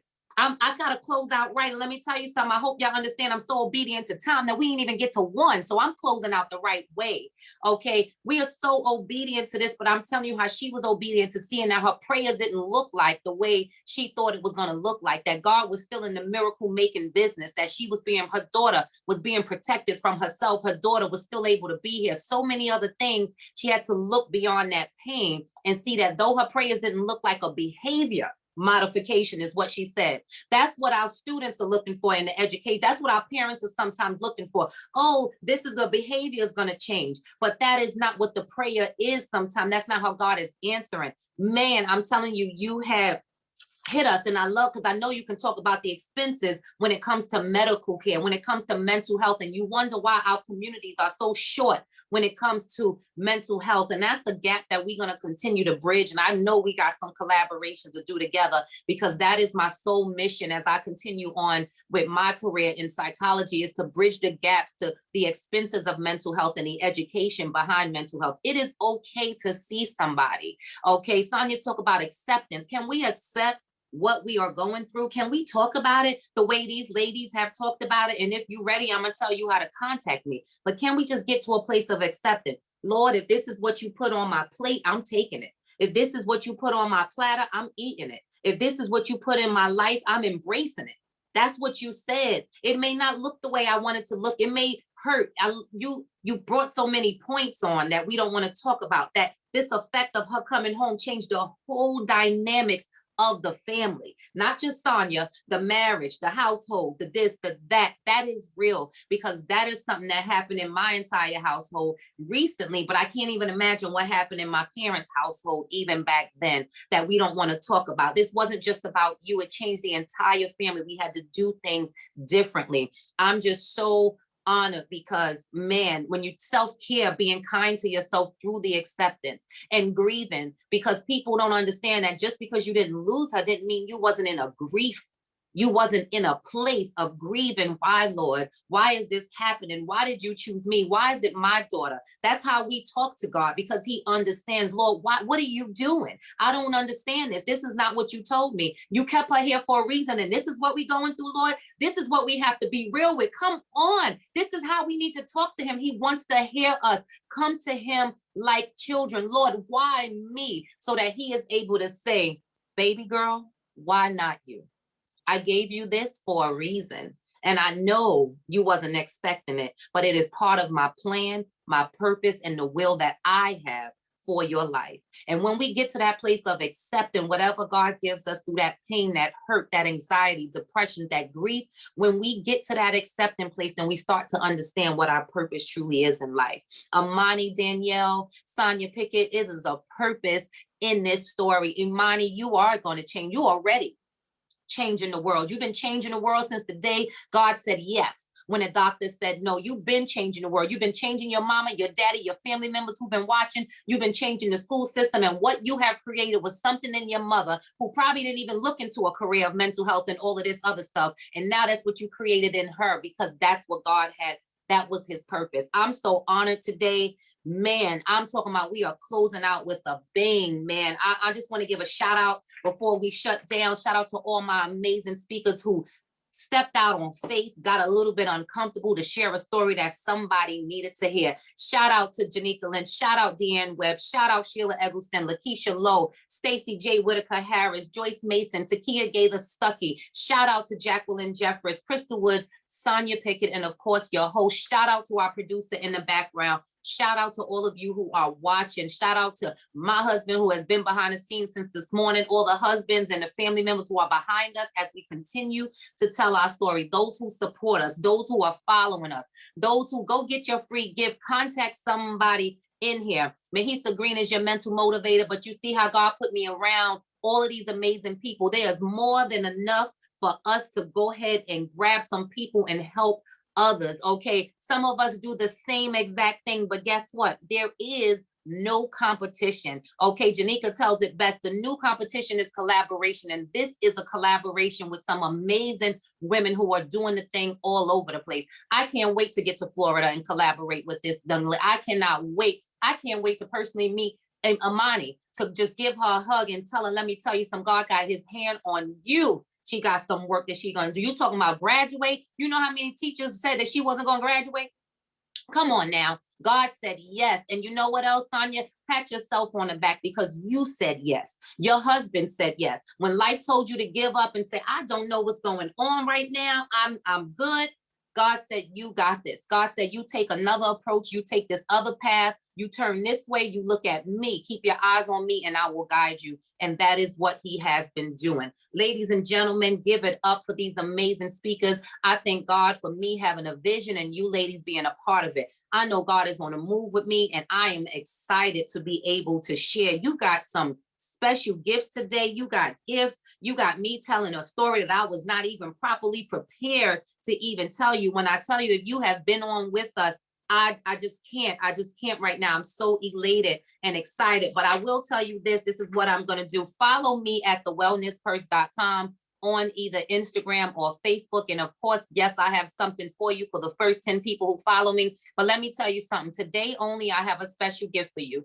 If you are ready to tell your story, if you are truly ready to share your story and you need help because it comes with workshops, and I need you to DM me ASAP. In the chat, I will put the information because there is a special price right now. If you want to get on the next collaboration what goes on in my house stays in my house. The last one was breaking my silence for my sanity. This one is I forgive you, but it's crossed out and it says me. That is what it is. So we are forgiving ourselves. We are forgiving ourselves because there's times that we held on to this and didn't even forgive ourselves. We forgive everybody else, but don't forgive ourselves. And we hold on to this pain thinking that it's our fault. For you out there, whoever's watching, you are enough and it is not your fault.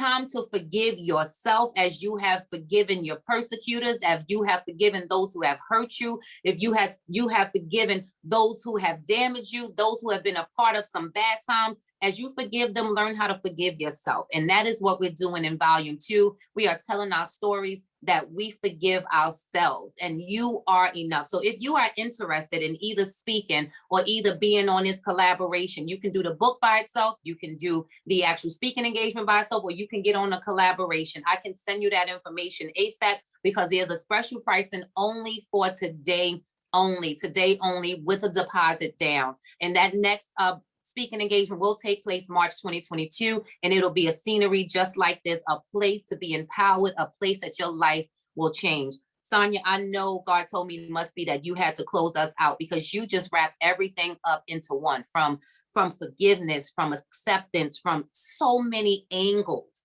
that I know, man, because the chat was going crazy. I'm just sitting over here taking notes because you took me so many places, but where you took me at was miracles. That through it all, please don't forget that God is still in the miracle making business. And our miracles may not look the way it looks for everybody else, but the miracle that he gave me today is I woke up. Imani Danielle is here and she is in this world, and we are so honored to have her. So when I tell you out there, follow me at thewellnesspurse.com. That is my company. I'm Mahisa Green, your mental motivator, your life strategist. The Wellness Purse was created for us to stop stuffing our mind, bodies, and souls the same way we stuff our pocketbooks. It is time for you to be the best version of you, but it starts with healing. So if you're ready to heal, you're ready to release that story, whether it's through your voice or on paper, the choice is up to you. If you're ready to be pushed, because I will push you, they said I'm your pusher, I gotta add that to my title, then you know how to contact me. Contact me, DM me at thewellnesspurse.com. Over on Facebook, I'm gonna put that information out. Over on Zoom, I'll put that information. Janika, if you can put that information in a chat, at The Wellness Purse on IG, at The Wellness Purse on Facebook. I am looking forward to you. Pray for the speakers out there. Pray for those who have been encouraged. Pray for the empowerment and the impact that the Her Voice, Her Purpose Summit has inspired.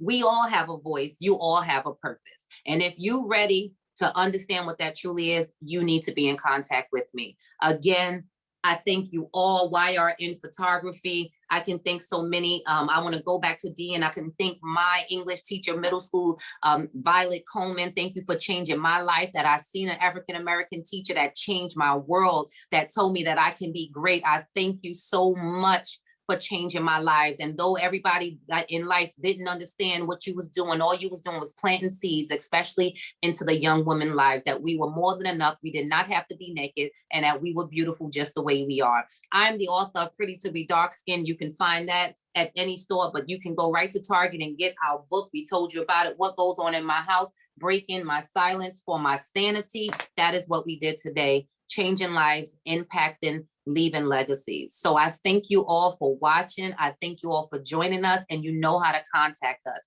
All the information is inside the chat. And again, I am Mahisa Green. Oh, let me just do this again. Let me reintroduce myself. I am Mahisa Green, your mental motivator, your life strategist, your pusher. And you can meet me at The Wellness Purse on Instagram or Facebook, or you can go to my website. I thank you all and have a wonderful and blessed day. And we're out.